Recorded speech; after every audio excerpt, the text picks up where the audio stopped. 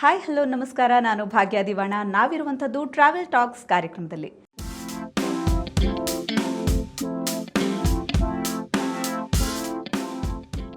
ಇವತ್ತಿನ ನಮ್ಮ ಕಾರ್ಯಕ್ರಮದಲ್ಲಿ ವಿಶೇಷ ಅತಿಥಿಗಳೊಬ್ಬರು ನಮ್ಮ ಜೊತೆ ಇದ್ದಾರೆ. ಇವರನ್ನ ಏನಂತ ಕರಿಬೋದು ಅನ್ನೋವಂಥದ್ದೇ ಸಿಕ್ಕಾಪಟ್ಟೆ ಕನ್ಫ್ಯೂಷನ್. ಯಾಕಂತ ಹೇಳಿದ್ರೆ ಇವರು ಬಣ್ಣದ ಲೋಕಕ್ಕೆ ಬಂದಿರುವಂಥದ್ದು ರಂಗಭೂಮಿ ಕಲಾವಿದೆಯಾಗಿ. ಆನಂತರ ಬೆರಳೆಣಿಕೆಯಷ್ಟೇ ಸಿನಿಮಾಗಳನ್ನ ಮಾಡಿರುವಂತಹ ಎಲ್ಲ ಸಿನಿಮಾಗಳಿಗೂ ಪ್ರತಿಷ್ಠಿತ ಪ್ರಶಸ್ತಿಗಳು ಇವ್ರನ್ನ ಅರಿಸ್ಕೊಂಡು ಬಂದಿರುವಂಥದ್ದು ನಾವು ಗಮನಿಸಲೇಬೇಕಾದಂತಹ ವಿಚಾರ. ಆದರೆ ಇವರ ಟ್ರಾವೆಲ್ ಲೈಫ್ ಹೇಗಿದೆ ಅನ್ನುವಂಥದ್ದು ಸಾಕಷ್ಟು ಜನಕ್ಕೆ ಇರುವಂತಹ ಕುತೂಹಲ. ಯಾರ ಬಗ್ಗೆ ಇಷ್ಟೆಲ್ಲ ಮಾತಾಡ್ತಾ ಇದ್ದೀನಿ ಅಂತ ನೀವು ಯೋಚಿಸ್ತಾ ಇರ್ಬೋದು. ಹೌದು, ನಮ್ಮ ಜೊತೆ ಇವತ್ತು ಇರುವಂಥವರು ಅಕ್ಷತಾ ಪಾಂಡವಪುರ. ನಟಿ ಅಕ್ಷತಾ ಪಾಂಡವಪುರ ಅವರು ನಮ್ಮ ಜೊತೆ ಇದ್ದಾರೆ. ಅವರನ್ನ ಕಾರ್ಯಕ್ರಮಕ್ಕೆ ಆತ್ಮೀಯವಾಗಿ ಬರಮಾಡ್ಕೊಳ್ಳೋಣ. ಅವರಿಂದಾನೇ ಕೇಳೋಣ ಅವರ ಟ್ರಾವೆಲ್ ಲೈಫ್ ಹೇಗಿದೆ ಅನ್ನುವಂತಹ ವಿಚಾರವನ್ನ. ನಮಸ್ತೆ ಮೇಡಮ್, ಕಾರ್ಯಕ್ರಮಕ್ಕೆ ಆತ್ಮೀಯವಾದಂತಹ ಸ್ವಾಗತ. ನಮಸ್ತೆ, ಥ್ಯಾಂಕ್ ಯು. ಹೇಗಿದ್ದೀರಿ? ಚೆನ್ನಾಗಿದ್ದೀನಿ. ಸೊ ಹೇಗೆ ನಡೀತಾ ಇದೆ ಟ್ರಾವೆಲ್ ಲೈಫ್ ಅಂತ ಕೇಳಬೇಕು ಮೊದಲಿಗೆ. ಟ್ರಾವೆಲ್ ಇಲ್ಲ ಅಂತಂದರೆ ನಮ್ಮ ಜೀವನ ಮುಂದೆ ಹೋಗಲ್ಲ.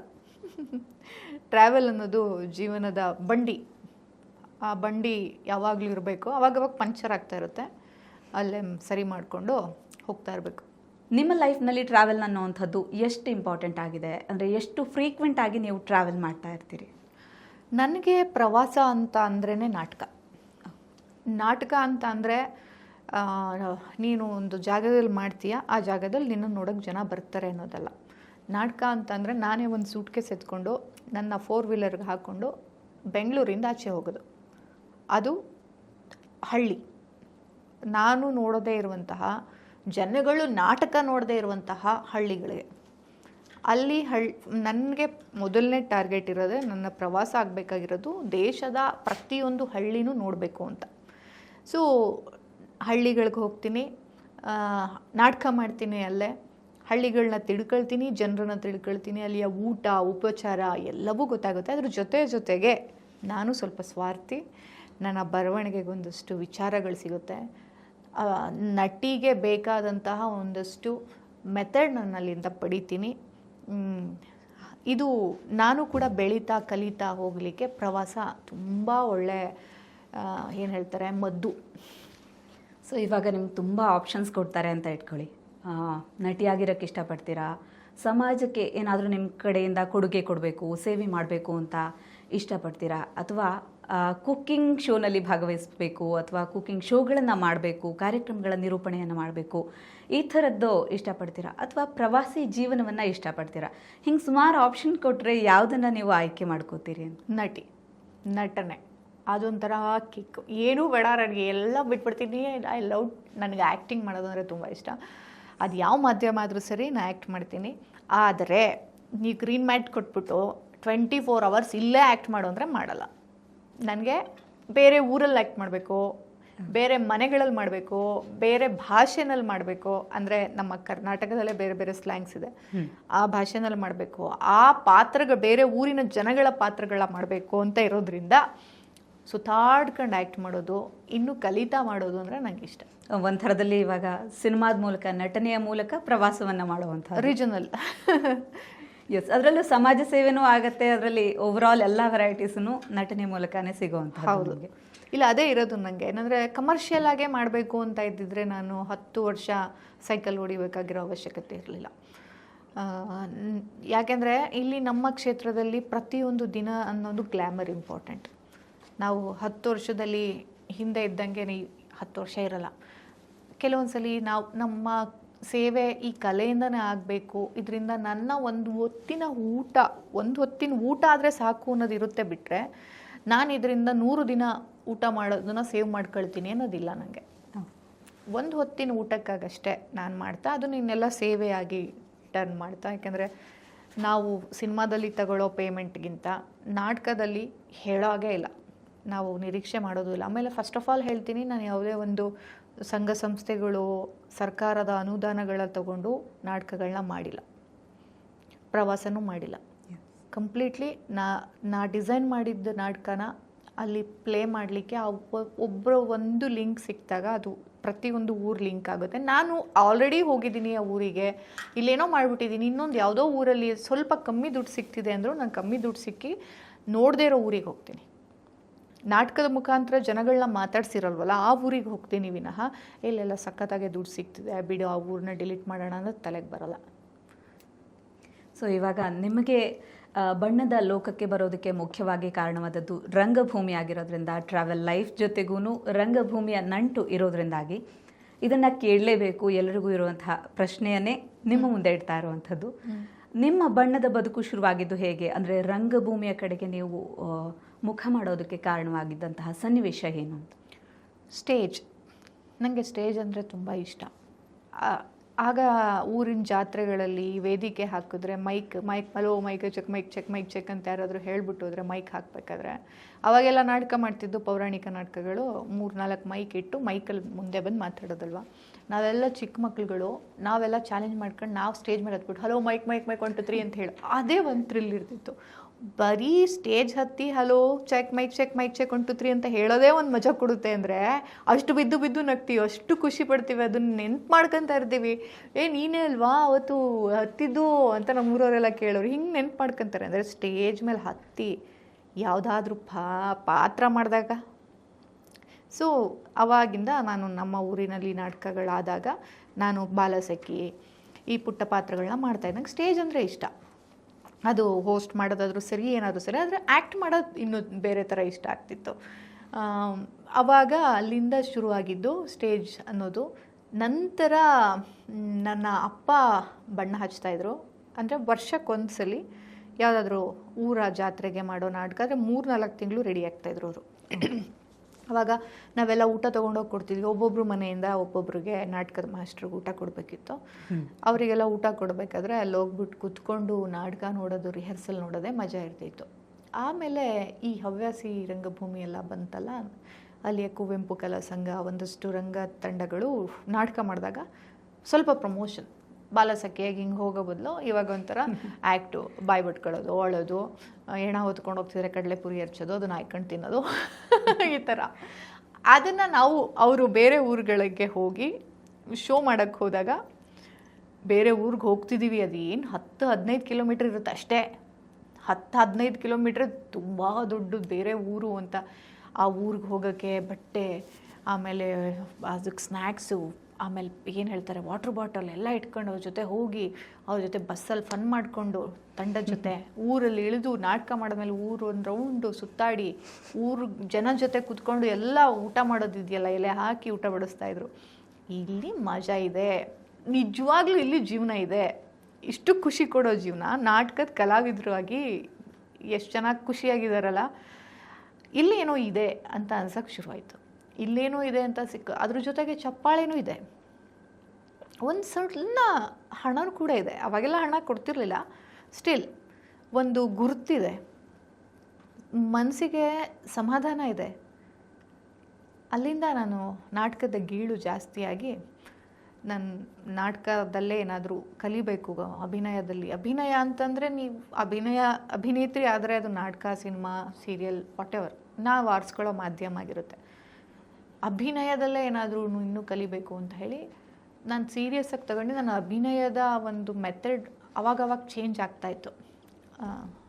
ಸೀರಿಯಸ್ಸಾಗಿ ನಾನು ಏನಾದರೂ ಇದರಲ್ಲೇ ಮಾಡಬೇಕು, ಈ ಕ್ಷೇತ್ರದಲ್ಲೇ ಮಾಡಬೇಕು ಅಂತ ಹೇಳಿ ಅಲ್ಲಿಂದ ಶುರುವಾಗಿತ್ತು. ಮೊದಲ ರಂಗಭೂಮಿಗೆ ಮೊದಲ ಬಾರಿಗೆ ನಟಿಯಾಗಿ, ಫುಲ್ ಫ್ಲೆಜ್ಡ್ ಆಗಿ ನಟಿಯಾಗಿ ಪದಾರ್ಪಣೆ ಮಾಡಿದಂತಹ ಸನ್ನಿವೇಶವನ್ನು ನೆನಪು ಮಾಡ್ಕೊಳ್ಳೋದಾದರೆ ಹೇಗಿತ್ತು ಅದು?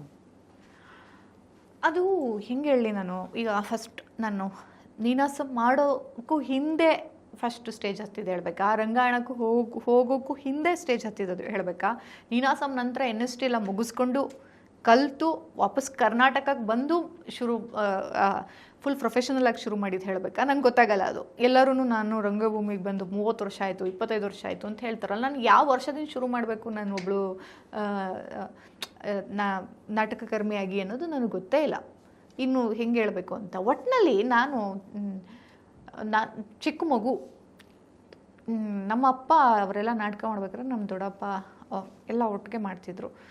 ಆವಾಗ ನನ್ನನ್ನು ಎತ್ಕೊಂಡು ಹೋಗಿದ್ರಂತೆ, ಮಗು ಹೊಡ್ತು ಅನ್ನೋದೆಲ್ಲ. ನಾ ಅಳ್ತಿರ್ಲಿಲ್ವಂತೆ, ಅವ್ರಿಗೆ ಸಖತ್ತಾಗಿ ರಿಯಾಕ್ಟ್ ಮಾಡ್ತಿದ್ದಂತೆ. ಸೊ ಇದಿದೆಯಲ್ಲ ಅವು ಎಲ್ಲರೂ ಇವಾಗಲೂ ಹೇಳ್ತಾರೆ, ಅಯ್ಯೋ ಇವಳು ಎತ್ಕೊಂಡು ಹೋಗಿದ್ರು ಅಕ್ಷನ ಒಂಚೂರು ಹೇಳಲಿಲ್ಲ ಇವಳು, ರಕ್ತಗತವಾಗಿ ಬಂದ್ಬಿಟ್ಟು ಈಗಲೂ ನಾನು ಏನು ಮಾಡಿದ್ರೆ ಅವಾಗಲೇ ಹೋಗಿರ್ಲಿಲ್ವಾ, ಅವಾಗಲೇ ಮಾತು ಬತ್ತಿರಲಿಲ್ಲ, ನಡಿಗೆ ಬತ್ತಿರಲಿಲ್ಲ, ಆವಾಗಲೇ ಹಂಗೆ ಮಾಡ್ತಿತ್ತು ಮಗ, ಈಗಲೂ ನೆನ್ಪು ಮಾಡ್ಕೊತಾರೆ. ಇದು ಆಮೇಲೆ ಬಾಲಸಖಿಯಾಗಿ ಸಖಿ ಪಾತ್ರ ಮಾಡಿದವ್ರ ಜೊತೆ ಕೇಳ್ಸಕ್ಕಿ ಪೇಳಕ್ಕೆ ನಾವು ಹಿಂಗೆ ಹೊಂದ್ಕೊಂಡು ಹೋಗ್ತಿದ್ದೋ ಎಲ್ಲ ಇತ್ತಲ್ಲ, ಅದು ಮಜಾ. ಆದರೆ ನನಗೆ ಡಾಕ್ಟರ್ ಸಿದ್ದರಾಜು ಅಂತ ಒಂದು ನಾಟಕ ಮಾಡಿದ್ರು ನಮ್ಮ ಊರಲ್ಲೇ. ಡಾಕ್ಟರ್ ಸಿದ್ದರಾಜು ಪಾತ್ರ ಮಾಡ್ತಿದ್ದು ನನ್ನ ತಂದೆ ಸಮಾನರು, ನನ್ನ ತಂದೆಗಿಂತನೂ ವಯಸ್ಸಲ್ಲಿ 1-2 ವರ್ಷ ದೊಡ್ಡೋರು ಇರ್ಬೋದು. ಅವರು ಮಾಡಿದ್ದು, ನಾನು ಅವ್ರ ಹೆಂಡತಿ ಪಾತ್ರ ಮಾಡಿದ್ದೆ. ನಾನು ಸ್ಕೂಲಾಗ ನಾನು ಹೆಂಡತಿ ಪಾತ್ರ ಮಾಡಿದ್ದೆ. ಅಲ್ಲಿವರೆಗೂ ಯಾರ್ಯಾರು ಮಾಡ್ತಿರೋ ಅದನ್ನೆಲ್ಲ ನೋಡ್ತಿರ್ತಿದ್ದೆ. ಡಾಕ್ಟರ್ ಸಿದ್ದರಾಜುನಲ್ಲಿ ಸುಮ್ಮನೆ ಕಡಲೆಪುರಿ ಆಯ್ಕೊಂಡು ತಿನ್ನೋ ಪಾತ್ರ ಮಾಡ್ತಿದ್ದೆ ಮಕ್ಕಳಲ್ಲಿ. ಆವಾಗ ನೀ ಹೆಂಡತಿ ಪಾತ್ರ ಮಾಡಬೇಕು ಅಂದ್ರೆ ಅಯ್ಯೋ ಫುಲ್ ಖುಷಿ ಅಂದರೆ ಫುಲ್ ಖುಷಿ. ನಾವು ಮಾಡ್ತಾಯಿದ್ದೆ, ಡೈಲಾಗ್ ಎಲ್ಲ ಬಂದ್ಬಿಟ್ಟಿತ್ತಲ್ಲ ಕೂತ್ಕೊಂಡು ನೋಡಿ ಫುಲ್ ಖುಷಿ ಆಗಿಬಿಟ್ಟು ಅದಕ್ಕಾಗಿ ರೇಷ್ಮೆ ಸೀರೆ ಎಲ್ಲ ತೊಗೊಂಡು ಹೋಗಿ ಎಲ್ಲ ಮಾಡಿ ಶೋನಲ್ಲಿ ಸೀರೆ ಉಟ್ಕೊಂಡು ಬಂದೆ. ಅವರು ಹಿಂಗೆ ಮೇಕಪ್ ಆಗ್ತಾಯಿದ್ರು, ಡಾಕ್ಟರ್ ಸಿದ್ದರಾಜು ಪಾತ್ರ ಮಾಡಿದ್ದು ಧನ್ಯಕುಮಾರ್ ಅಂತ. ನೋಡಿದ್ರು, ಏನಕ್ಕೆ ಬಂದಿದ್ಯಾ ಅಂದರು. ನಾಟಕ ಏನು ಮಾಡ್ತಿದ್ಯಾ? ಅಯ್ಯೋ ನೀವು ಹೆಂಡ್ತಿಗೂ ಬರೋಣ ಅಂತ ನಾನು ಫುಲ್ ಖುಷಿಲಿ. ಡಾಕ್ಟರ್ ಸಿದ್ದರಾಜು ಬಡವ, ಅವನು ಬರೀ ಅವ್ನು ಡಾಕ್ಟ್ರ್ ಅಂತ ಕಟ್ಕೊಂಡು ಹೋಗೋದಷ್ಟೇ, ಹೆಂಡತಿ ರೇಷ್ಮೆ ಸೀರೆಯಲ್ಲಿ ಇರ್ತದೆ, ಹಿಂಗೆ ಯಾವಳು ರೆಡಿ ಆಯ್ತಾಳೆ ಅಂತ ಬೈದ್ಬಿಟ್ರು ಫುಲ್ಲು ಎಲ್ಲ ನೋಡುವಂಗೆ. ನಾನು ಫಸ್ಟು ಮೇನ್ ರೋಲ್ ಸಿಕ್ಕಿದೆ ಮಾಡ್ತಾಯಿದ್ದೀನಿ ಅಂತ ಸೀರೆ ಎಲ್ಲ ತೊಗೊಂಡೋಗಿದ್ದು, ಯಾವ ರೀತಿ ಬೈದರು ಅಂದರೆ ನಾನು ಅಳ್ತಾ ನಿಂತಿದ್ದೆ. ನನಗೇನು ನಾಟಕ ಅಂದರೆ ಚೆನ್ನಾಗಿ ಕಾಣಿಸ್ಕೊಳ್ಳೋದು, ವೇದಿಕೆ ಹತ್ತದ್ಮೇಲೆ ಮೇಕಪ್ ಹಾಕೊಂಡು ಒಳ್ಳೆ ಸೀರೆ ಉಟ್ಕೊಂಡು ಹೋಗ್ಲಿಲ್ಲ ಅಂದರೆ ಇನ್ನೇನಕ್ಕೆ ಮಾಡಬೇಕು ಅನ್ನೋಂಗಿತ್ತು. ಅವಾಗ ಫಸ್ಟ್ ಮೇನ್ ರೋಲ್ ಬೇಸೆ ಸ್ವಲ್ಪ ಹೀರೋಯಿನ್ ಥರ ಫೀಲು ಹೀಗೆಲ್ಲ. ಆಮೇಲೆ ಅವ್ರು ಬೈದ ಮೇಲೆ ಹೊತ್ತು ನಮ್ಮ ಡೈರೆಕ್ಟ್ರು ಬಂದು ಸಮಾಧಾನ ಮಾಡಿ ಒಂದು ಸೀರೆ ತೆಗೆದು ಗಂಟಲ್ಲಿ ಕೊಟ್ಟರು, ಈ ಸೀರೆನೇ ಹಾಕೊಂಡು ಮಾಡು ಯಾವುದು ಇಲ್ದಿರೋ ಕಾರಣ ಅಂತ ಎಲ್ಲ ಅವರೇ ಹಿಂಗೆಲ್ಲ ಮಾಡಿ ಹಿಂಗೆ ಕಣ್ಣೊರೆಸಿ ಕಳಿಸಿದ್ರು, ನಾರಾಯಣ ಸ್ವಾಮಿ ಅಂತ. ಆಮೇಲೆ ಬಹಳ ಚೆನ್ನಾಗಿ ಮಾಡಿದ್ನಂತೆ.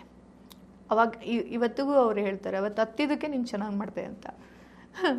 ಆದರೆ ಅದನ್ನು ಒಂದು ಏಜ್ ಇಲ್ಲ, ಆ ಮೆಚ್ಯೂರಿಟಿ ಇರಬೇಕು, ಅದೊಂಥರ ಕ್ರಿಟಿಕ್ ಬಂದ್ಮೇಲೆ ನಮ್ಗೇನೋ ಮಾಡಬೇಕು, ಇದನ್ನ ಓವರ್ಕಮ್ ಮಾಡಬೇಕು ಅಂತ ಅನ್ಸುವಂಥದ್ದೇ ಅಂತ ಸಿಚುವೇಶನ್ಸ್ಗಳಲ್ಲಿ. ಹೌದು. ಸೊ ಇವೆಲ್ಲ ಇತ್ತಲ್ಲ, ಅದು ನನ್ನ ಮೊದಲೇನೆ ಒಂದು ದೊಡ್ಡ ಪಾತ್ರದ ಅನುಭವ. ಸೊ ಈಗ ಪಾಂಡವಪುರ, ಅಕ್ಷತಾ ಅನ್ನೋದಕ್ಕಿಂತನೂ ಅಕ್ಷತಾ ಪಾಂಡವಪುರ ಅಂತ ಹೇಳಿದ್ರೇ ಸಾಕಷ್ಟು ಜನ ಗುರುತಿಸುವಂಥದ್ದು ಈ ಇಂಡಸ್ಟ್ರಿಯಲ್ಲಿ, ಅದ್ರ ಜೊತೆಗೇನೆ ಹೊರಗೆ ಸಮಾಜದಲ್ಲೂ ಗುರುತಿಸುವಂಥದ್ದು. ಪಾಂಡವಪುರ ಅಂದರೆ ನಿಮಗೆ ಮೊದಲು ನೆನಪಾಗುವಂಥದ್ದು ಅಥವಾ ಅದ್ರ ಜೊತೆಗಿರುವಂತಹ ನಿಮ್ಮ ಕನೆಕ್ಷನ್ ಯಾವ ಥರ ಇದೆ ಇಂದಿಗೂ ಅಂತ? ಪಾಂಡವಪುರ ಅಂದರೆ ರೈತಾಪಿ ಕುಟುಂಬಗಳು, ಹಸಿರು ಟವಲು, ಪುಟ್ಟಣೆ, ನಾಟಕಗಳು, ಜಾತ್ರೆ, ಬಾಡು. ಗೊತ್ತಾಯ್ತಾ? ಆ ಮೂರು ಅಂದರೆ ನನಗೆ ಈ ಥರ ಒಕ್ಲಿಕ್ತನ ಅಂದರೆ ಭೂಮಿ ಉಳೋದೇ ಹೆಚ್ಚು. ಬೆಳಗ್ಗೆ ನೋಡು ನಮ್ಮ ಇಡೀ ಕುಟುಂಬದಲ್ಲಿ ಎಲ್ಲ ರೈತರು, ಎಲ್ಲ ಭೂಮಿ ಜೊತೆ ಒಡನಾಟ ಇಟ್ಕೊಂಡವ್ರೆ, ಎಲ್ಲ ಉಳುಮೆ ಮಾಡು. ಎಲ್ಲಿ ನೋಡಿದ್ರು ಹಸಿರು ಟವಲ್ ಕಾಣಿಸುತ್ತೆ. ಪುಟ್ಟಣ್ಣಯ್ಯ ಅವ್ರ ಭಾಷಣ ಇದೇ ನನಗೆ ಪ್ರವೋಕ್ ಮಾಡೋದು. ಅವಾಗ ನಾನು ಸ್ವಲ್ಪ ಇನ್ನು ಕಣ್ಣು ಬಿಡುವಾಗ ನಾಟಕಗಳು, ಮಂತ್ರಮಾಂಗಲ್ಯ ಇದೆಲ್ಲ ಅವಾಗ ಬಂದಂಥದ್ದು. ಮದುವೆ ಅಂತ ನಮ್ಗೆ ಗೊತ್ತಿತ್ತು, ಮಂತ್ರಮಾಂಗಲ್ಯ ಮದುವೆ, ಸರಳ ವಿವಾಹ, ಒಂದು ಮೊಸರನ್ನ, ಒಂದು ಬಾತು, ಒಂದು ಮೈಸೂರು ಪಾಕ, ಹಾರ ಬದಲಾಯಿಸ್ಕೊಳ್ಳೋದು, ಇಷ್ಟೇ ಮದುವೆ ಮುಗ್ದೋಯ್ತು. ನನಗೆ ಎಷ್ಟೇ ಇಂಟ್ರೆಸ್ಟಿಂಗ್ ಅನ್ನಿಸ್ತಿತ್ತು. ಅದು ಕುವೆಂಪು ಅವ್ರ ಆಶಯ, ಆದರೆ ನಮ್ಮಲ್ಲಿ ಪರಿಚಯಿಸಿದ್ದು ಪುಟ್ಟಣ್ಣಯ್ಯ. ಸೊ ಇವೆಲ್ಲ ಇದೆಯಲ್ಲ, ನಮ್ಮೂರು ಅಂದರೆ ನಮ್ಮ ಅಸ್ಮಿತೆನೇ ಭೂಮಿ, ರೈತ. ಸೊ ಈಗ ಸಾಕಷ್ಟು ಬಣ್ಣದ ಬದುಕಿನಲ್ಲಿ ಸಾಕಷ್ಟು ಪ್ರಯೋಗಗಳನ್ನು ಮಾಡಿದ್ದೀರಾ, ಅದರಲ್ಲೂ ರಂಗಭೂಮಿಯಲ್ಲಿ. ಅದಕ್ಕಾಗಿ ಸಾಕಷ್ಟು ಟ್ರಾವೆಲನ್ನು ಮಾಡಿದ್ದೀರಾ ಅಂತ ಈಗಾಗಲೇ ಹೇಳಿದಿರಿ. ಸೊ ಅದರಲ್ಲಿ ಬೆಸ್ಟ್ ಟ್ರಾವೆಲ್ ಅಥವಾ ಮೆಮೊರೇಬಲ್ ಟ್ರಾವೆಲ್ ಅಂತ ನೀವು ಐಡೆಂಟಿಫೈ ಮಾಡೋದಾದರೆ, ನೆನಪು ಮಾಡ್ಕೊಳ್ಳೋದಾದರೆ ಯಾವುದನ್ನು ಹೇಳ್ತಿದ್ರಿ? ನನಗೆ ಪ್ರತಿಯೊಂದು ಟ್ರಾವೆಲು ಬೆಸ್ಟೇ. ಹಾಗೆ ನೋಡೋದಿದ್ರೆ ನಾನು ಬೋಡೋಲ್ಯಾಂಡ್ಗೆ ಹೋಗಿದ್ದೆ. ಒಬ್ಬಳು ನಾಟಕ ಮಾಡ್ತಾನೆ, ನಾಟಕ ದೆಸೆಯಿಂದನೇ ಹೋಗಿದ್ದು ಅಸ್ಸಾಮಲ್ಲಿ ಬೋಡೋಲ್ಯಾಂಡ್ಗೆ ಹೋಗಿದ್ದೆ. ಅಲ್ಲಿ ಪವಿತ್ರ ರಾಬಾ ಅಂತ ಇದ್ದಾರೆ. ಅವರು ಒಂದು ಫಾರ್ಮ್ ಅಂದರೆ ಕುಬ್ಜಗಳನ್ನೆಲ್ಲ ಅವರು ಇಟ್ಕೊಂಡು ಬೆಳಗ್ಗೆಲ್ಲ ಫಾರ್ಮಿಂಗ್ ಮಾಡ್ತಾರೆ, ಭತ್ತ ಬೆಳೀತಾರೆ, ಸಂಜೆ ನಾಟಕ ಮಾಡ್ತಾರೆ. ಸೊ ಅವರು ಅದಕ್ಕಾಗಿ ಅಂತ ಒಂದಷ್ಟು ಜಾಗನ ಇರ್ಲಿಕ್ಕಾಗಿ ಅಂತ ಮನೆ ಮಾಡ್ಕೊಂಡಿದ್ದಾರೆ. ಅಲ್ಲಿಯ ಬೊಂಬು ಬಿದ್ರು ಅದನ್ನೆಲ್ಲ ಉಪಯೋಗಿಸ್ಕೊಂಡು ಮಣ್ಣು ಅವರೇ ಕಟ್ಕೊಂಡಿರೋದು. ಎಷ್ಟು ಚೆನ್ನಾಗಿದೆ ಅಂದರೆ ತುಂಬ ಚೆನ್ನಾಗಿದೆ. ಬೆಳಗ್ಗೆ ಎದ್ದ ತಕ್ಷಣ ಅಂದರೆ ಏನು ಒಂದು 8 ಗಂಟೆ 9 ಗಂಟೆ ಅಲ್ಲ, 5 ಗಂಟೆಯಿಂದನೇ ಅವರು ಕೆಲಸ ಶುರು ಮಾಡ್ತಾರೆ ಗದ್ದೆಲಿ. ಅಲ್ಲೆಲ್ಲ ಅಲ್ಲಿ ಸ್ಥಳೀಯವ್ರನ್ನೇ, ಅದರಲ್ಲೂ ಕುಬ್ಜರು, ಬೇರೆ ಯಾರು ಅಲ್ಲ, ಕುಬ್ಜರೇ ಇರೋದಲ್ಲಿ ನಟರು. ಕುಬ್ಜರ್ನೇ ತಗೊಂಡು ಅವರೆಲ್ಲ ಬೆಳಗ್ಗೆ ಫಾರ್ಮ್ ಮಾಡ್ತಾರೆ, ನಂತರ ಸಂಜೆಗೆಲ್ಲ ಮಧ್ಯಾಹ್ನ ಎಲ್ಲ ರೆಸ್ಟ್ ಮಾಡ್ತಾರೆ, ಸಂಜೆ ನಾಟಕ ಶುರು ಮಾಡ್ತಾರೆ. ಸೊ ಇದೊಂಥರ ಇಂಟ್ರೆಸ್ಟಿಂಗ್ ಟ್ರಾವೆಲ್ ನನಗೆ. ಆಮೇಲೆ ನಾನು ಹೋದಾಗಲೂ ಕೂಡ ನಾನು ಏನು ಕೂತ್ಕೊಂಡು ನೋಡಿಲ್ಲ, ಎಲ್ಲಿ ವಿಡಿಯೋ ಮಾಡ್ತೀನಿ ಅಂತೆಲ್ಲ ಇಲ್ಲ. ನಾನು ಕೂಡ ಗದ್ದೆಯಲ್ಲಿ ಇಳಿದು ಕೆಲಸ ಮಾಡಿ ರೆಸ್ಟ್ ಮಾಡಿ ಮೀನು, ಆಮೇಲೆ ಊಟನೂ ಅಷ್ಟೇ, ಏನೋ ಒಂದು ಗಂಜಿ ತಿಂದು ಒಂದು ಮೊಸರನ್ನ ತಿಂದು ಬಿಟ್ವಿ ಅಂತನೂ ಅಲ್ಲ. ಅವ್ರದ್ದೊಂದು ಅನ್ನ ಇರುತ್ತೆ, ಒಂಥರ ರಬ್ಬರ್ ಥರ ಇರುತ್ತೆ ರೈಸ್. ಅದು ಅನ್ನಕ್ಕೆ ದಾಲ್ ಇರುತ್ತೆ, ದಾಲ್ ಆದಮೇಲೆ ಮೀನು ಕೂಡ ಹೊಂಡ. ಅಲ್ಲೇ ಹೊಂಡದಲ್ಲಿ ಹೋಗಿ ಇದು ಬೇಕಾ ಅದು ಬೇಕಾ ಹಿಂಗಿದೆಯಾ ಹಂಗಿದೆಯಾ ಅಂತ ಸೆಲೆಕ್ಟ್ ಮಾಡ್ಕೊಂಬಂದು ಮೀನನ್ನ ದಾಲ್ ಒಳಗಡೆನೆ ಹಾಕಿ ಬೇಯಿಸ್ತಾರೆ. ಮತ್ತೊಂದು ಪಲ್ಯ ಇರುತ್ತೆ. ಸೂಪರ್ ಊಟ. ಎಷ್ಟು ಲೈಟ್ ಅನಿಸುತ್ತೆ ಅಂದರೆ ಹೆವಿನೇ ಇಲ್ಲ. ಆ ಟ್ರಾವೆಲ್ ಇದೆಯಲ್ಲ, ಅದಾದಮೇಲೆ ನನ್ನ ನಾಟಕ ಶುರುವಾಗೋದು 2 ದಿನ ಮುಂಚೆ ಹೋಗಿದ್ದು.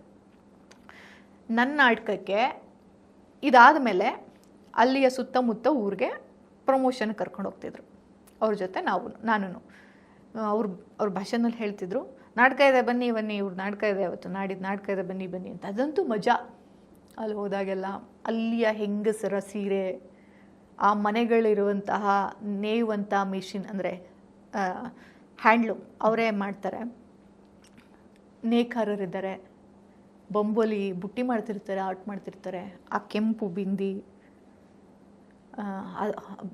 ಕಾಟನ್ ಸೀರೆ. ಎಷ್ಟು ಊರು ಪ್ರಮೋಷನ್ಗೆ ಹೋಗೋದು, ನಾಟಕದ ಪ್ರಮೋಷನ್ ನಾವೇ ಮಾಡೋದು. ಮನೆಗೆ ಹೋಗಿ ಒಂದು 4 ಊರಿಗೆ ಹೋಗಿ ಪಕ್ಕ ಸುತ್ತಮುತ್ತ ಮಾಡ್ಕೊಂಬರೋದು. ಮಜಾ ಇತ್ತು ನನಗೆ ಅದು. ಬಟ್ ಈ ಕಲಾವಿದರು ಅಂತ ಹೇಳಿದ್ರೆ ಅದನ್ನು ಒಳ್ಳೇದು ಅಂತ ಹೇಳಬೇಕು ಅಥವಾ ಕೆಟ್ಟದ್ದು ಅಂತ ಹೇಳಬೇಕು ನಂಗೆ ಗೊತ್ತಿಲ್ಲ. ಕಲಾವಿದರು ಎಲ್ಲೇ ಹೋದ್ರೂ ಏನೋ ಒಂದು ಹುಡುಕಾಡ್ತಾ ಇರ್ತಾರೆ. ಈಗ ನೀವು ಹೇಳಿದ್ರಿ ಅಲ್ಲಿನ ಹೆಂಗಸರ ಉಡುಗೆ ತೊಡುಗೆ ಬಗ್ಗೆ ಮಾತಾಡಿದ್ರಿ. ಸೊ ಆ ಥರದ ಒಂದು ಸಣ್ಣ ಸಣ್ಣ ವಿಚಾರಗಳನ್ನು ಕಲಾವಿದರಾದವರು ಅದನ್ನು ಅಬ್ಸರ್ವ್ ಮಾಡ್ತಾರೆ, ಅದನ್ನು ಅಡಾಪ್ಟ್ ಮಾಡ್ಕೊಳ್ಳೋದಕ್ಕೆ, ತಮ್ಮ ಕಥೆಗಳಲ್ಲಿ ಅದನ್ನು ಪ್ರಯೋಗ ಮಾಡೋದಕ್ಕೆ ಇಷ್ಟಪಡ್ತಾರೆ. ಸೊ ನೀವು ಆ ಥರದ ಪ್ರಯೋಗಗಳನ್ನು ಮಾಡಿದ್ದೀರಾ? ಈ ಥರ ಟ್ರಾವೆಲ್ ಮಾಡಿ ಬಂದ ಮೇಲೆ ಅಲ್ಲಿನ ಆಹಾರ ಆಗಿರ್ಬೋದು ಅಥವಾ ಅಲ್ಲಿನ ಉಡುಗೆ ತೊಡುಗೆಗಳು, ಈ ಥರದ ಸಣ್ಣ ಪುಟ್ಟ ವಿಚಾರಗಳನ್ನು ನಿಮ್ಮ ಕಥೆಗಳಲ್ಲಿ ಅಡಾಪ್ಟ್ ಮಾಡ್ಕೊಳ್ಳೋಕೆ ಟ್ರೈ ಮಾಡಿದ್ರೆ? ಖಂಡಿತ. ಯಾವತ್ತೂ ಹೇಳ್ತೀನಿ ಕೇಳಿ, ಒಬ್ಬ ನಟ ಅಥವಾ ನಟಿ ಅಂದರೆ ಅಭಿನಯ ಮಾಡಿದ್ದು ಹೋಗಿದ್ದು ಅಷ್ಟೇ ಅಲ್ಲ. ಅವರು ಒಂದೊಳ್ಳೆ ಅಭಿನಯ ಮಾಡಬೇಕು, ಅಭಿನೇತ್ರಿ ಅನ್ನಿಸ್ಕೊಬೇಕು ಅಂತಂದರೆ ಇವೆಲ್ಲ ಅಬ್ಸರ್ವೇಷನ್ ಅನುಭವಗಳು ಇರಲೇಬೇಕು.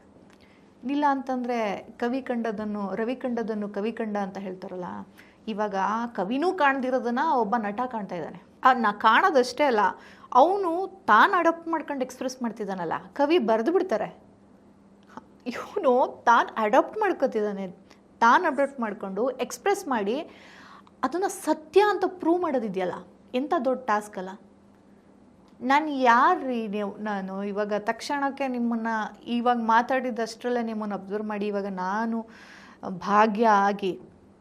ಭಾಗ್ಯನೇ ನಾನು ಅಂತ ಜನಕ್ಕೆ ಪ್ರೂವ್ ಮಾಡೋದಿದೆಯಲ್ಲ, ಅದೆಂಥ ಟಾಸ್ಕ್ ಅಲ್ಲ. ಹೌದು. ಇದ್ರ ಜೊತೆಗೆ ಮುಖ್ಯವಾಗಿ ನಾನು ಕೇಳಲೇಬೇಕು, ಇಲ್ಲಿ ಆಹಾರದ ಬಗ್ಗೆ ನೀವು ಮಾತಾಡ್ತಾ ಇದ್ರಿ. ಸೊ ನಿಮ್ಮ ಫುಡ್ ಇಂಟ್ರೆಸ್ಟ್ ಏನು ಅನ್ನೋದು ನಿಮ್ಮ ಮಾತಿನಲ್ಲೇ ವ್ಯಕ್ತ ಆಗ್ತಾ ಇತ್ತು. ನಿಮ್ಮ ಫುಡ್ ವ್ಲಾಗನ್ನು ಮಾಡಬೇಕಿದ್ರೆ ಯಾವ ಥರದ ಪ್ಲ್ಯಾನಿಂಗ್ ಮಾಡ್ಕೊಂಡ್ರಿ? ಯಾಕಾಗಿ ಈ ಥರದೊಂದು ಕಾನ್ಸೆಪ್ಟ್ ಮಾಡಬೇಕು ಅಂತ ಅನಿಸಿದ್ದು ನಿಮಗೆ? ಏನಾಗುತ್ತೆ ಅಂದರೆ, ನಾನು ಬಾಲ್ಯದಲ್ಲಿ ನನಗೆ ಹೆಚ್ಚು ಸಿಗದಿರೋದನ್ನು ಟಾರ್ಗೆಟ್ ಮಾಡ್ತಾ ನನ್ನ ಜೀವನನ ರೂಪಿಸ್ಕೊಂಡೆ. ಒಂದು ಆಹಾರ, ಒಂದು ಬಟ್ಟೆ. ಆಹಾರ ಇರಲಿಲ್ವಾ ಅಂತ ಕೇಳ್ಬೋದು, ಇತ್ತು. ಅಂದರೆ ನನಗೇನಾಗಿತ್ತು ಅಂದರೆ, ಮಂಡ್ಯದ ಮುದ್ದೆ, ಸಾರು, ಉಪ್ಸಾರು, ಬಸ್ಸಾರು, ಇದಕ್ಕೂ ಮೀರಿ ಇನ್ನೂ ಬೇರೆ ಬೇರೆ ಊಟ ಇದೆಯಲ್ಲ ಮಾಡಬೇಕಲ್ಲ ಅಂತ. ಅಂದರೆ ಬೇರೆ ಊರಿಗೆ ಈಗ ನಾಟಕಕ್ಕೆ ಹೋದಾಗ ನಂಗೆ ಸಿಗ್ತಿತ್ತು. ಸೊ ಟ್ರಾವೆಲಲ್ಲಿ ಮಾಡ್ತಾ ಬೇರೆ ಬೇರೆ ಕಡೆ ಎಲ್ಲರೂ ಊಟನೂ ರುಚಿನೂ ಟೇಸ್ಟ್ ಮಾಡ್ತಾ ಅವ್ರ ಜೀವನನ ನೋಡ್ತಾ, ಮತ್ತು ಉಡುಪು ಎಲ್ಲ ಬಟ್ಟೆನೂ ನಮ್ಗೆ ಹಾಕೊಳ್ಳೋಕೆ ಆಗ್ತಿರ್ಲಿಲ್ಲ. ಲೆನಿನ್ ಅನ್ನೋದೆಲ್ಲ ನಮ್ಮ ಮುಟ್ಟಕ್ಕೆ ಆಗ್ತಿರಲಿಲ್ಲ, ರೇಷ್ಮೆ ಇರಲಿ ಆಯಿತಾ, ಇವೆಲ್ಲ ನಮಗೆ ಕಷ್ಟ. ಸೊ ನನಗೆಲ್ಲ ಥರದ ಬಟ್ಟೆನೂ ನನಗಿಷ್ಟ ಬಂದಂತಹ ಉಡುಪನ್ನು ನಾನು ಖರೀದಿ ಮಾಡಬೇಕು, ಹಾಕ್ಕೊಬೇಕು, ನಾನು ಬಟ್ಟೆನಲ್ಲಿ ಏನೋ ಮಾಡಬೇಕು. ಆಹಾರ ಮತ್ತು ಉಡುಪು ಇವೆರಡೂ ನಾನು ಭಾಳ ಫೋಕಸ್ ಮಾಡಿದೆ. ಮಧ್ಯದಲ್ಲಂತೂ ಆ್ಯಕ್ಟಿಂಗ್ ಕಲೆ ಅನ್ನೋದಿದೆ. ನಾಟಕ, ಜನಮನ ಅಂಗಡಿ ಮಾಡಿದ್ದು ಬಟ್ಟೆ ಉಡುಪಿಗಾಗಿ. ಇದಕ್ಕೆಲ್ಲ ಪ್ರೇರಣೆ ನಾನು ಹೇಳಿದ್ನಲ್ಲ, ನೇಕಾರರು, ಅಸ್ಸಾಮ್ದು, ಮತ್ತು ಇಲ್ಲಿ ನೀನಾಸಮಲ್ಲಿ ಓದಬೇಕಾದ್ರೂ, ನಾನು ನೀನಾಸಮಲ್ಲಿ ಓದಬೇಕಾದ್ರೂ ಅಲ್ಲೂ ಕೂಡ ನಾವು ನಾಟಕ ಇದ್ದಾಗ ಎಲ್ಲ ಹೋಗ್ಬಿಟ್ಟು ಗುಂಪಲ್ಲಿ ಎಲ್ಲರಿಗೂ ಪೋಸ್ಟ್ರು ಕೊಟ್ಟು ಬರಬೇಕು, ನಮ್ಮ ನಾಟಕ ಇದೆ ಬನ್ನಿ, ನಮ್ಮ ನಾಟಕ ಇದೆ ಬನ್ನಿ ಅಂತ. ಅಲ್ಲೂ ಅಷ್ಟೇ, ನೀನಾಸಂನ ಒಂದಷ್ಟು 10 ಕಿಲೋಮೀಟರ್ ಒಳಗಡೆ, ಹೆಗ್ಗೋಡಿನ 10 ಕಿಲೋಮೀಟರ್ ಒಳಗಡೆ ಒಬ್ಬರು ಮನೆ ಬಿಟ್ಟು ಒಬ್ಬರು ಮನೆಯಲ್ಲಾದ್ರೂ ಒಂದು ಇದಿರುತ್ತೆ, ಮಿಷಿನ್ ಇರುತ್ತೆ, ನೇಯ್ಗೆ, ಹ್ಯಾಂಡ್ಲೂಮ್ ಮಿಷಿನ್ ಇರುತ್ತೆ. ಸೊ ಡೈ ಮಾಡ್ತಾ ಇರ್ತಾರೆ, ಇಲ್ಲ ಸ್ಟಿಚ್ ಮಾಡ್ತಿರ್ತಾರೆ, ಏನದು ಕೈ ಕಸ್ಬೋದು ಕಸೂತಿ ಮಾಡ್ತಿರ್ತಾರೆ, ಏನಾದರೂ ಮಾಡ್ತಿರ್ತಾರೆ. ಸೊ ನಾನು ಅಲ್ಲಿ ಹೋಗಲಿಲ್ಲ, 4 ಮನೆಗೆ ಹೋಗಲಿಲ್ಲ, ಪ್ರಚಾರದ ದೆಸೆಯಿಂದ ನಾನು ತಿಳ್ಕೊಳ್ಳಿಲ್ಲ ಅಂದರೆ ಆಗಲ್ಲ. ಸೊ ನನಗೆ art of food, art of fashion.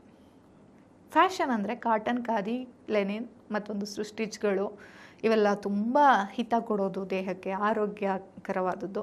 ಮತ್ತು ನಾವು ನಮ್ಮವ್ರನ್ನೇ ಪ್ರಮೋಟ್ ಮಾಡ್ತೀವಿ, ಅಗೇನ್ ನೇಕಾರರನ್ನೇ ಪ್ರಮೋಟ್ ಮಾಡ್ತೀವಿ.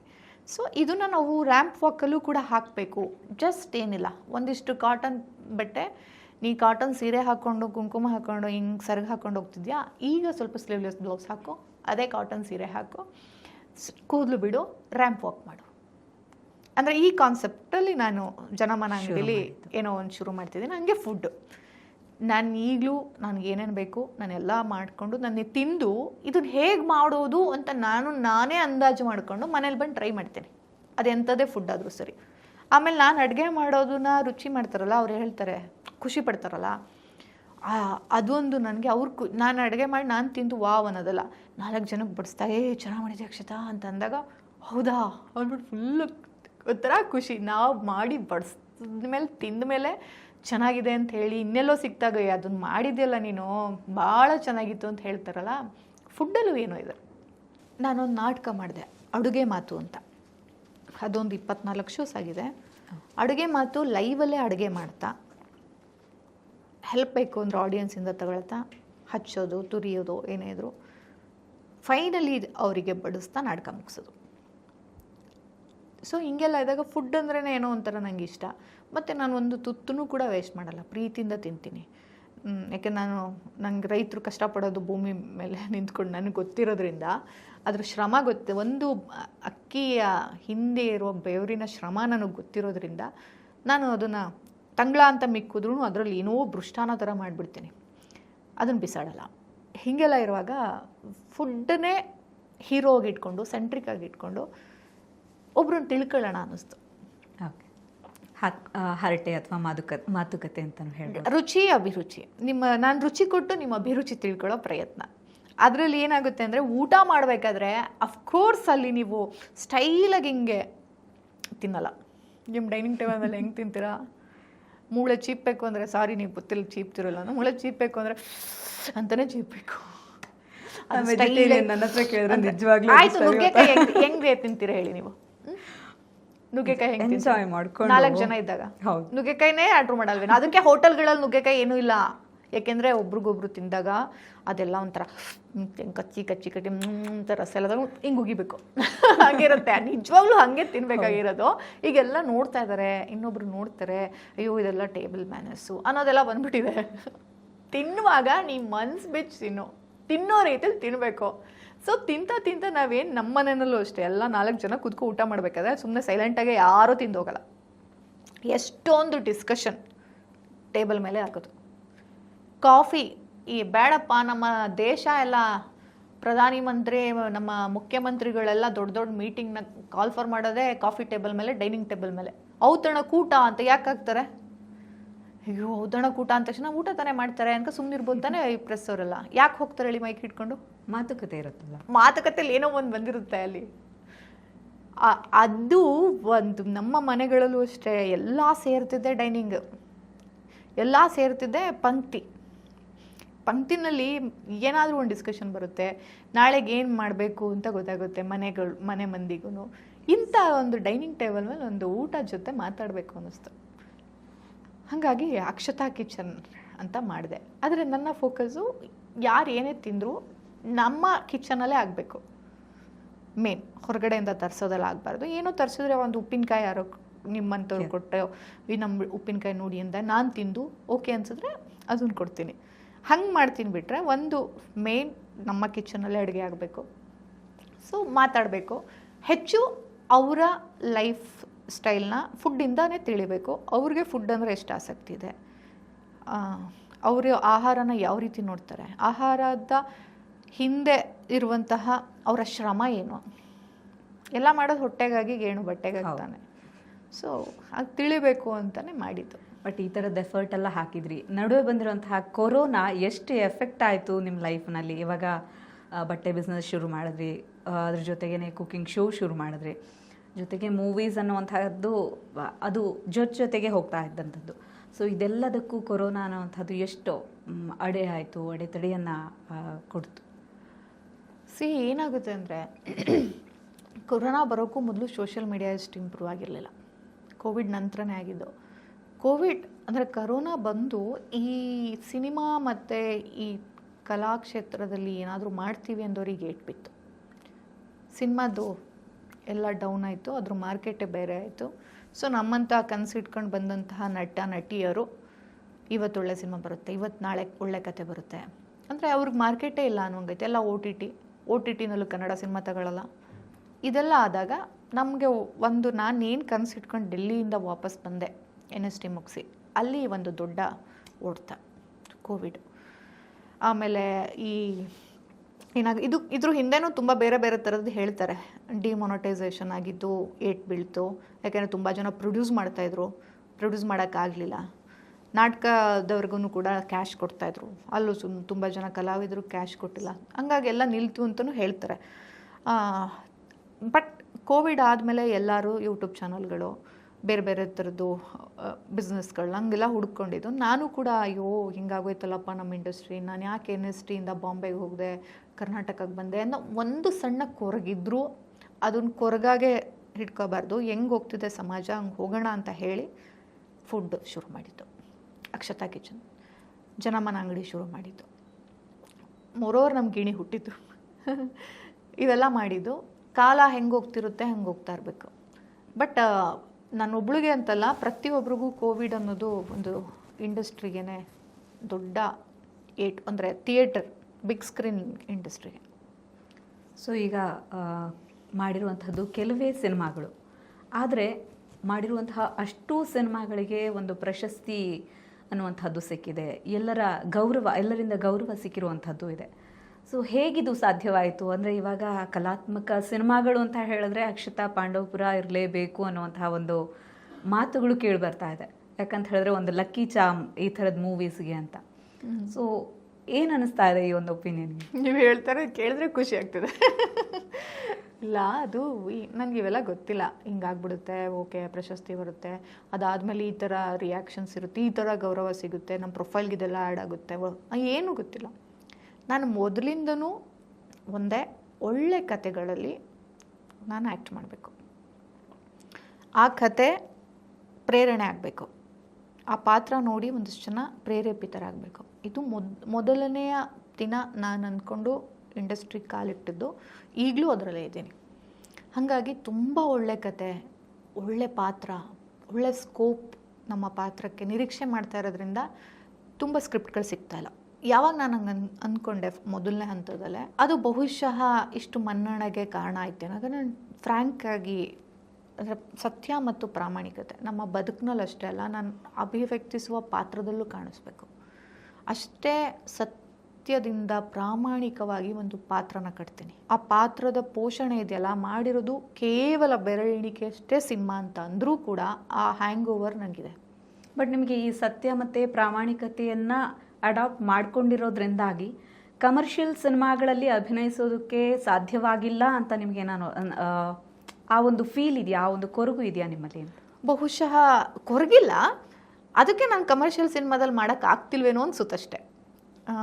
ಏಕೆಂದರೆ ಅಲ್ಲಿ ನಾನು ತುಂಬ ಮಾಡದೇ ಇರೋದ್ರಿಂದ ನಾನು ಹೇಳೋಕ್ಕಾಗಲ್ಲ ಯಾರ್ಯಾರ ಮೆಥಡ್ ಹೆಂಗಿರುತ್ತೆ ಅಂತ. ಕಂಪ್ಲೀಟ್ಲಿ ಡೈರೆಕ್ಟ್ರ್ ಮೇಲಿರುತ್ತೆ ಇದು. ಇವಾಗ ನಾನು ಏನೇ ಗೆದ್ದಿದ್ರು ಕೂಡ ಅದಕ್ಕೆಲ್ಲ ಕಾರಣ ಡೈರೆಕ್ಟ್ರೆ. ಬಟ್ ಇದನ್ನು ಓವರ್ಕಮ್ ಮಾಡಬೇಕು ಅಂತ ಅನಿಸಿಲ್ವಾ ನಿಮ್ಗೆ ಯಾವತ್ತೂ? ಅಂದರೆ ನಾನು ಕಮರ್ಷಿಯಲ್ ಸಿನಿಮಾಗಳಿಗೆ ನಾನು ರೆಡಿ ಆಗಬೇಕು, ಈ ಥರದ್ದಕ್ಕೆ ನನ್ನನ್ನು ನಾನೇ ಒಗ್ಗಿಸ್ಕೋಬೇಕು ಅಂತ ನಿಮ್ಗೆ ಅನಿಸಿಲ್ವಾ? ಇಲ್ಲ ಅಲ್ಲಿ ಮಾಡ್ತೀನಿ, ನಂಗೇನು ಮೋಡ ಮಳೆ ಮತ್ತು ಶೈಲಾ ಅಂತ ಮಾಡಿದ್ದೀನಿ, ಈಗ ಬರುತ್ತೆ. ಹಂಗೆ ನಂದೇನಿಲ್ಲ, ನಾನು ಆ್ಯಕ್ಟ್ ಮಾಡ್ತೀನಿ ಅಷ್ಟೇ. ಇವಾಗ ನಿಮ್ಮ ಡೈರೆಕ್ಷನಲ್ಲಿ ನಿಮ್ಗೆ ಯಾವ ಥರ ಬೇಕು ನಾನು ಮಾಡ್ತೀನಿ. ನಂದೊಂದು ಮೆಥಡ್ ಅಂತ ಇಲ್ಲ, ಅಕ್ಷತಂದು ಮೆಥಡ್ ಬೇರೆ. ಆದರೆ ನಾನು ಡೈರೆಕ್ಟ್ರ್ ಆ್ಯಕ್ಟ್ರು. ಅದು ತುಂಬ ಜನ ಗೊತ್ತಿಲ್ಲ ಅದು. ನಾನು ಡೈರೆಕ್ಟ್ರ್ ಆ್ಯಕ್ಟ್ರು ಕಂಪ್ಲೀಟ್ಲಿ. ಅವ್ರಿಗೆ ಏನು ಬೇಕು ಫಸ್ಟು ನಾನು ತಿಳ್ಕೊಂಡು ಮಾಡೋದು. ಕಮರ್ಷಿಯಲ್ ಡೈರೆಕ್ಟ್ರಿಗೆ ಏನು ಬೇಕು ಅಂತ ತಿಳ್ಕೊಂಡ್ರೆ ಮಾಡ್ತೀನಿ. ಆದರೆ ನಾನು ತುಂಬ ಸತ್ಯ ಪ್ರಾಮಾಣಿಕತೆಯಿಂದ ಮಾಡ್ತಿರ್ತೀನಿ. ಅಷ್ಟೆಲ್ಲ ಬೇಡಮ್ಮ, ಇಷ್ಟು ಸಾಕು, ಹಿಂಗೆ ಸಿಂಪಲ್ ಇಷ್ಟು ಸಣ್ಣಗಮ್ಮ ಸಾಕು ಅಂದ್ಬಿಟ್ರೆ ನಾನೇ ಮಾಡಬೇಕಾಯ್ತು ಅನ್ಸ್ಬಿಡುತ್ತೆ. ಹಂಗಾದಾಗ ನನಗೆ ಆ್ಯಕ್ಟಿಂಗ್ ಅಂದ್ರೆ ಇದಲ್ಲ. ಬಟ್ ಆ ಥರದ ಅನುಭವ ಆಗ್ಬಿಟ್ಟಿದೆಯಾ ಯಾವುದಾದ್ರೂ? ಒಂದು ಸಲ ಆಗಿತ್ತು, ಅದೇನೋ ಗೊತ್ತಿಲ್ಲ. ಅದಾದಮೇಲೆ ನಾನು ಸ್ವಲ್ಪ ದೂರ ಆಗಿಬಿಟ್ಟೆ ಕಮರ್ಷಿಯಲಿಂದ. ಅಂದರೆ ನನಗೇನು ದಕ್ಕಲೂ ಇಲ್ಲ. ಲೈಕ್ ದಕ್ಕೋದು ಅಂತಂದರೆ ಹಣ ಆಸ್ತಿ ಅಂತಲ್ಲ, ನಮಗೆ ನಾವು ದಕ್ಕಬೇಕು ಅಂತ ಅಂದ್ಕೊಳ್ಳೋದು.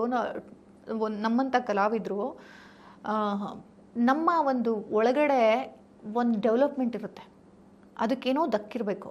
ಯಾವುದೋ ಒಂದು ಸಂದರ್ಭದಲ್ಲಿ ನಮ್ಮ ಆ್ಯಕ್ಟಿಂಗ್ ಆ ಸ್ಕಿಲ್ ಯಾರಿಗೋ ರೀಚ್ ಆಗಿ ಆ ಸ್ಕಿಲ್ ನಮ್ಮ ನೆಕ್ಸ್ಟ್ ಸ್ಟೆಪ್ಪಿಗೆ ಪಟ್ಟಿ ಆಗಬೇಕು. ಆ ಥರದ್ದೇನು ದಕ್ಕಲೂ ಇಲ್ಲ ಒಂದು. ಆಮೇಲೆ ಪಿಂಕಿಯಲ್ಲಿ ಮಾಡಿಲ್ಲ ಅಂದಿದ್ರೆ ಬಹುಶಃ ನಾನು ಕೋಳಿ ಹೆಸರುಗೆ ಏನು ಪರ್ಫಾರ್ಮೆನ್ಸ್ ಇದೆ ಆ ಪರ್ಫಾರ್ಮೆನ್ಸ್ ಕೊಡೋಕ್ಕಾಗ್ತಿರ್ಲಿಲ್ವೇನೋ. ಪಿಂಕಿಯಲ್ಲಿ ಸಿಕ್ಕಿಲ್ಲ ಅಂದಿದ್ರೆ ಪ್ರೀವಿಯಸ್. ಪಿಂಕಿಯಲ್ಲಿ ಮೆಥಡ್ ಇದೆಯಲ್ಲ, ಪೃಥ್ವಿ ಕೋಣನವರು ಅವರ ರಿಯಲಿಸಮ್, ಆ್ಯಕ್ಟ್ರ್ ಜೊತೆ ಅವರು ಆ್ಯಕ್ಟ್ರಿಂದ ಏನು ನಿರೀಕ್ಷೆ ಮಾಡ್ತಾರೆ, ಕೋಆರ್ಟಿಸ್ಟ್ ಜೊತೆ ಹೆಂಗೆ ನಾವು ಅವರ ಎನರ್ಜಿಗೆ ನಾವು ಮಿಂಗಲ್ ಆಗಬೇಕು. ನನ್ನ ಆ್ಯಕ್ಟ್ರ್ ಅಂದರೆ ಯಾವಾಗಲೂ ಎನರ್ಜೆಟಿಕ್ ಅಂತ ಅಲ್ಲ. ನನ್ನ ಎನರ್ಜಿಗೆ ಒಬ್ಬ ಆರ್ಟಿಸ್ಟ್ ಮ್ಯಾಚ್ ಆಗಲಿಲ್ಲ ಅಂದರೆ ಆರ್ಟಿಸ್ಟು ನಿಜವಾಗ್ಲೂ ಮಾಡ್ತಿದ್ದಾನೆ, ಅಂದರೆ ನಾನ್ ಆ್ಯಕ್ಟ್ರು ಅವ್ನು ನಿಜ ಆ್ಯಕ್ಟ್ ಮಾಡ್ತಾ ಇದ್ದಾನೆ, ನಿಜವಾಗ್ಲೂ ಅವ್ನು ಏನು ಹೇಳ್ತಿದ್ದಾನೆ. ನಾನು ಅವನ ಒಂದು ಎನರ್ಜಿಗೆ ಮ್ಯಾಚ್ ಆಗಬೇಕು, ಅದು ಕೂಡ ಒಂದು ಕಲೆ. ಸೊ ಪೃಥ್ವಿ ಅಪ್ರೋಚ್ ಇತ್ತಲ್ಲ, ಅಪ್ರೋಚು ಒಂದು ಕ್ಯಾರೆಕ್ಟ್ರನ್ನ ನೋಡೋ ರೀತಿ ನನಗೆ ಕೋಳಿ ಹೆಸರಿಗೆ ಹೆಲ್ಪ್ ಆಯಿತು. ಕೋಳಿ ಹೆಸರು ಅನ್ನೋ ಒಂದು ಪಾತ್ರ ಮಾಡಿಲ್ಲ ಅಂದಿದ್ರೆ ಕೌಮುದಿನಲ್ಲಿ ನಾನು ಇವತ್ತು ಬಾಂಬೆಗೆ ಹೋಗಿ ಜಾಗರಣ ಫಿಲ್ಮ್ ಫೆಸ್ಟಿವಲಲ್ಲಿ ಅವಾರ್ಡ್ ತಗೊಳಕ್ಕಾಗ್ತಿರ್ಲಿಲ್ಲ. ಯಾಕೆಂದರೆ ಕೋಳಿ ಹೆಸರಿಂದ ಸಿಕ್ಕಂಥದ್ದು ನೆಕ್ಸ್ಟು ನನ್ನ ಚಿತ್ತವ್ವ ಅನ್ನೋ ಪಾತ್ರಕ್ಕೆ ಹೆಲ್ಪ್ ಆಗುತ್ತೆ. ಮೊನೋಟೋನಸ್ ಅಲ್ಲ, ನಾನು ಮೊನೋಟೋನಸ್ ಬ್ರೇಕ್ ಮಾಡ್ತೀನಿ. ಒಂದೇ ಸ್ಟೀರಿಯೋಟೈಪ್ ಕ್ಯಾರೆಕ್ಟರ್ಗಳು ಇಷ್ಟ ಆಗಲ್ಲ ನನಗೆ, ಬೇರೆ ಏನೋ ಹುಡುಕ್ತಾ ಇರ್ತೀನಿ. ಸೊ ಚಿತ್ತವ್ವನಾಗಿ ನೋಡ್ತಾ ಇರ್ತೀನಿ. ಒಂದಷ್ಟು ಸಿನಿಮಾಗಳು ನೋಡಿದ್ದ ಅನುಭವ ಇದೆಯಲ್ಲ OTTನಲ್ಲಿ, ಮತ್ತೊಂದು ಅದು ನನಗೆ ಮೋಡ ಮಳೆ ಮತ್ತು ಶೈಲಾ ಪಾತ್ರನ ಕಟ್ಟಲಿಕ್ಕೆ, ಮತ್ತು ನನ್ನ ಈ ನಾಟಕದ ಟ್ರಾವೆಲ್, ಹಾಗೆ ಉತ್ತರ ಕರ್ನಾಟಕದ ನಂತರ ನಾನು ಮಾಡಿದ ಟ್ರಾವೆಲ್ ಮಲೆನಾಡಲ್ಲಿ ಶೋ ಮಾಡು, ಒಂದು 34 ಶೋಸ್ ಮಲೆನಾಡಲ್ಲಿ ಮಾಡಿ, ಅಲ್ಲೇ ಉಳಿ, ಅಲ್ಲೇ ಮಾತಾಡು, ಅಲ್ಲಿಯ ಭಾಷೆ, ಅಲ್ಲಿಯ ಜನ, ಅಲ್ಲಿಯ ಊಟ, ಅಲ್ಲಿಯ ಜೀವನ, ಇವೆಲ್ಲ ನೋಡಿದ ರೀತಿ ನನಗೆ ಮೋಡ ಮಳೆ ಮತ್ತು ಶೈಲಾ ಕ್ಯಾರೆಕ್ಟ್ರನ್ನ ಅಡಾಪ್ಟ್ ಮಾಡ್ಕೊಳ್ಳೋಕೆ ಈಸಿ ಆಯಿತು. ಅಗೇನ್ ಏನೇ ಬಂದರೂ ನಾಟಕಕ್ಕೆ ಬರುತ್ತೆ ಬೇರು. ಒಂದು ಪಾತ್ರನ ರೀಜನಲ್ ಹೆಣ್ಮಗಳು ನಾನು ಅರ್ಥ ಮಾಡ್ಕೋಬೇಕು ಅಂದರೆ ನಾನು ಬೆಂಗಳೂರು AC ರೂಮಲ್ಲಿ ಕೂತ್ಕೊಂಡು ಮಾಡೋಕ್ಕಾಗಲ್ಲ. ಅದು ಮಾಡೋಕ್ಕೆ ಆಗಲ್ಲ. ಅದು ಹೆಂಗೆ ಹೇಳ್ಕೊಡ್ತೀರಾ ನೀವು? ಬನ್ನಿ ರಿಹರ್ಸಲ್ ಅಂತ ಹೆಂಗೆ ಕರಿತೀರಾ ನೀವು ಒಳಗಡೆಗೆ? ಅಲ್ಲಿ ಹೋಗಿ ಖುದ್ದು ನೋಡಿಕೊಂಡೇ ಕಲಿಬೇಕು, ಖುದ್ದು ನೋಡಬೇಕು, ಬೆರಿಬೇಕು, ಅನುಭವದಲ್ಲಿ ನಾನೂ ಇರಬೇಕು. ನೀವು ಫಸ್ಟು ತಯಾರಿ ಮಾಡ್ಕೊಳ್ಳಿ, 3 ತಿಂಗಳು ತಗೊಳ್ಳಿ, 1 ತಿಂಗಳು ತಗೊಳ್ಳಿ, ಪಾತ್ರ ಪ್ರವೇಶಕ್ಕೆ ತಯಾರಿ ಮಾಡ್ಕೊಳ್ಳಿ. ಅದಾದಮೇಲೆ ನೀವು ಪಾತ್ರವಾಗಿದ್ದು ಬಿಡಿ, ಹೆಂಗಿದ್ದೀರಾ ಹಂಗಿದ್ದು ಬಿಡಿ, ಆ್ಯಕ್ಟೇ ಮಾಡಬೇಡಿ. ತಯಾರಿಗೆ ತುಂಬ ಟೈಮ್ ಹಿಡಿಯುತ್ತೆ. ಇಲ್ಲಿ ಇವಾಗ ಫೋನ್ ಮಾಡ್ತಾರೆ, ನೆಕ್ಸ್ಟ್ ವೀಕೆ ಶೂಟಿಂಗ್ ಅಂತಾರೆ. ಹೆಂಗೆ ಸಾಧ್ಯ? ಒಂದು ಕಾದಂಬರಿ ಆಧಾರಿತ ಮೇಡಮ್, ನೀವು ಮಾಡಬೇಕು ಮೇಡಮ್. ಸರಿ ಸರ್ ಆಯಿತು, ಯಾವ ಕಾದಂಬರಿ? ಈ ಕಾದಂಬರಿ. ಓಕೆ, ಯಾವಾಗಿಂದ ಮೇಡಮ್? 15 ಡೇಸ್. ಅದನ್ನ ಹೆಂಗೆ ಸಾಧ್ಯ ಅಂತ ನಾನು ನಿಮ್ಗೆ ಕೇಳ್ತೀನಲ್ವಾ? ಅವರು ಮತ್ತೆ ನೀವೆಲ್ಲ ಆ್ಯಕ್ಟ್ರ್ ಇದನ್ನು ಸಾಧ್ಯ ಮಾಡ್ಕೊಂಡು ಮಾಡಬೇಕಪ್ಪ ಅಂದ್ಬಿಡ್ತಾರೆ. ಬಹುಶಃ ನಾನು ಆ ಥರ ಕೆಲಸ ಮಾಡದೇ ಇರೋ ಕಾರಣಕ್ಕೆ, ಈ ಥರ ಇನ್ಡೆಪ್ತಾಗಿ ನೋಡಿರೋದಕ್ಕೆ ಈ ಪ್ರಶಸ್ತಿಗಳು, ಈ ಮನ್ನಣೆ ಸಿಕ್ಕಿರಬಹುದೇನೋ. ಸೊ ಪ್ರಶಸ್ತಿ ಅಂದರೆ ಏನು, ನಿಮ್ಮ ಒಪಿನಿಯನ್ ಏನು? ಪ್ರಶಸ್ತಿ ಅಂದರೆ ಒಂದು ಮನ್ನಣೆ, ಸಪೋರ್ಟ್, ಆತ್ಮವಿಶ್ವಾಸ. ಅದು ನನಗಂತೂ ಒಂಥರ ಆತ್ಮವಿಶ್ವಾಸನೇ ಅದು. ಪ್ರಶಸ್ತಿಗಿನ ಆ ಸಮಯಕ್ಕೆ ಕೊಟ್ಬಿಡ್ಬೇಕು. ಪ್ರಶಸ್ತಿಗೆ ವಯಸ್ಸಾಗಲ್ಲ, ಪ್ರಶಸ್ತಿ ಪಡೆದವ್ರಿಗೆ ವಯಸ್ಸಾಗ್ಬಿಡುತ್ತೆ. ಒಂದು ಗ್ಯಾಪ್ ಆಯಿತು ಅನ್ನಿಸ್ತಾ ಮೂವಿ ಆದಮೇಲೆ ಒಂದು 4 ವರ್ಷ 5 ವರ್ಷ? 20 ಪಿಂಕಿಯಲ್ಲಿ 2020 ಮೂವಿ 25 ಅನೌನ್ಸ್ ಆಗುತ್ತೆ, 26 ಅಲ್ಲಿ ಇದ್ದೀವಿ ಈಗ ನಾವು. ಈಗ 20 ಮೂವಿ 21ಗೆ ಅನಿಸಿದ್ರೆ 22, 23, 24, 25, 4 ವರ್ಷದಲ್ಲಿ ನಮ್ಗೇನೋ ಬೇರೆ ಅಪ್ರೋಚಲ್ಲಿ ಯಾವುದೋ ಒಂಥರ ಅವಕಾಶ ಸಿಗ್ತಿತ್ತು. ನಾನೊಬ್ಳು ಉದಾಹರಣೆ ಕೊಡ್ತಿದ್ದೀನಿ, ಇದು ಎಲ್ಲರ ಮಾತು. ಆ ವರ್ಷದ ಸಬ್ಸಿಡಿ ಆ ವರ್ಷನೇ ಕೊಟ್ಬಿಟ್ರೆ ಜನಕ್ಕೆ, ಸಿನಿಮಾ ಮೇಕರ್ಸ್ ಇನ್ನೂ ಬರ್ತಾರೆ, ಇನ್ನೂ ಸಿನಿಮಾಗಳಾಗುತ್ತೆ ಅಲ್ವಾ.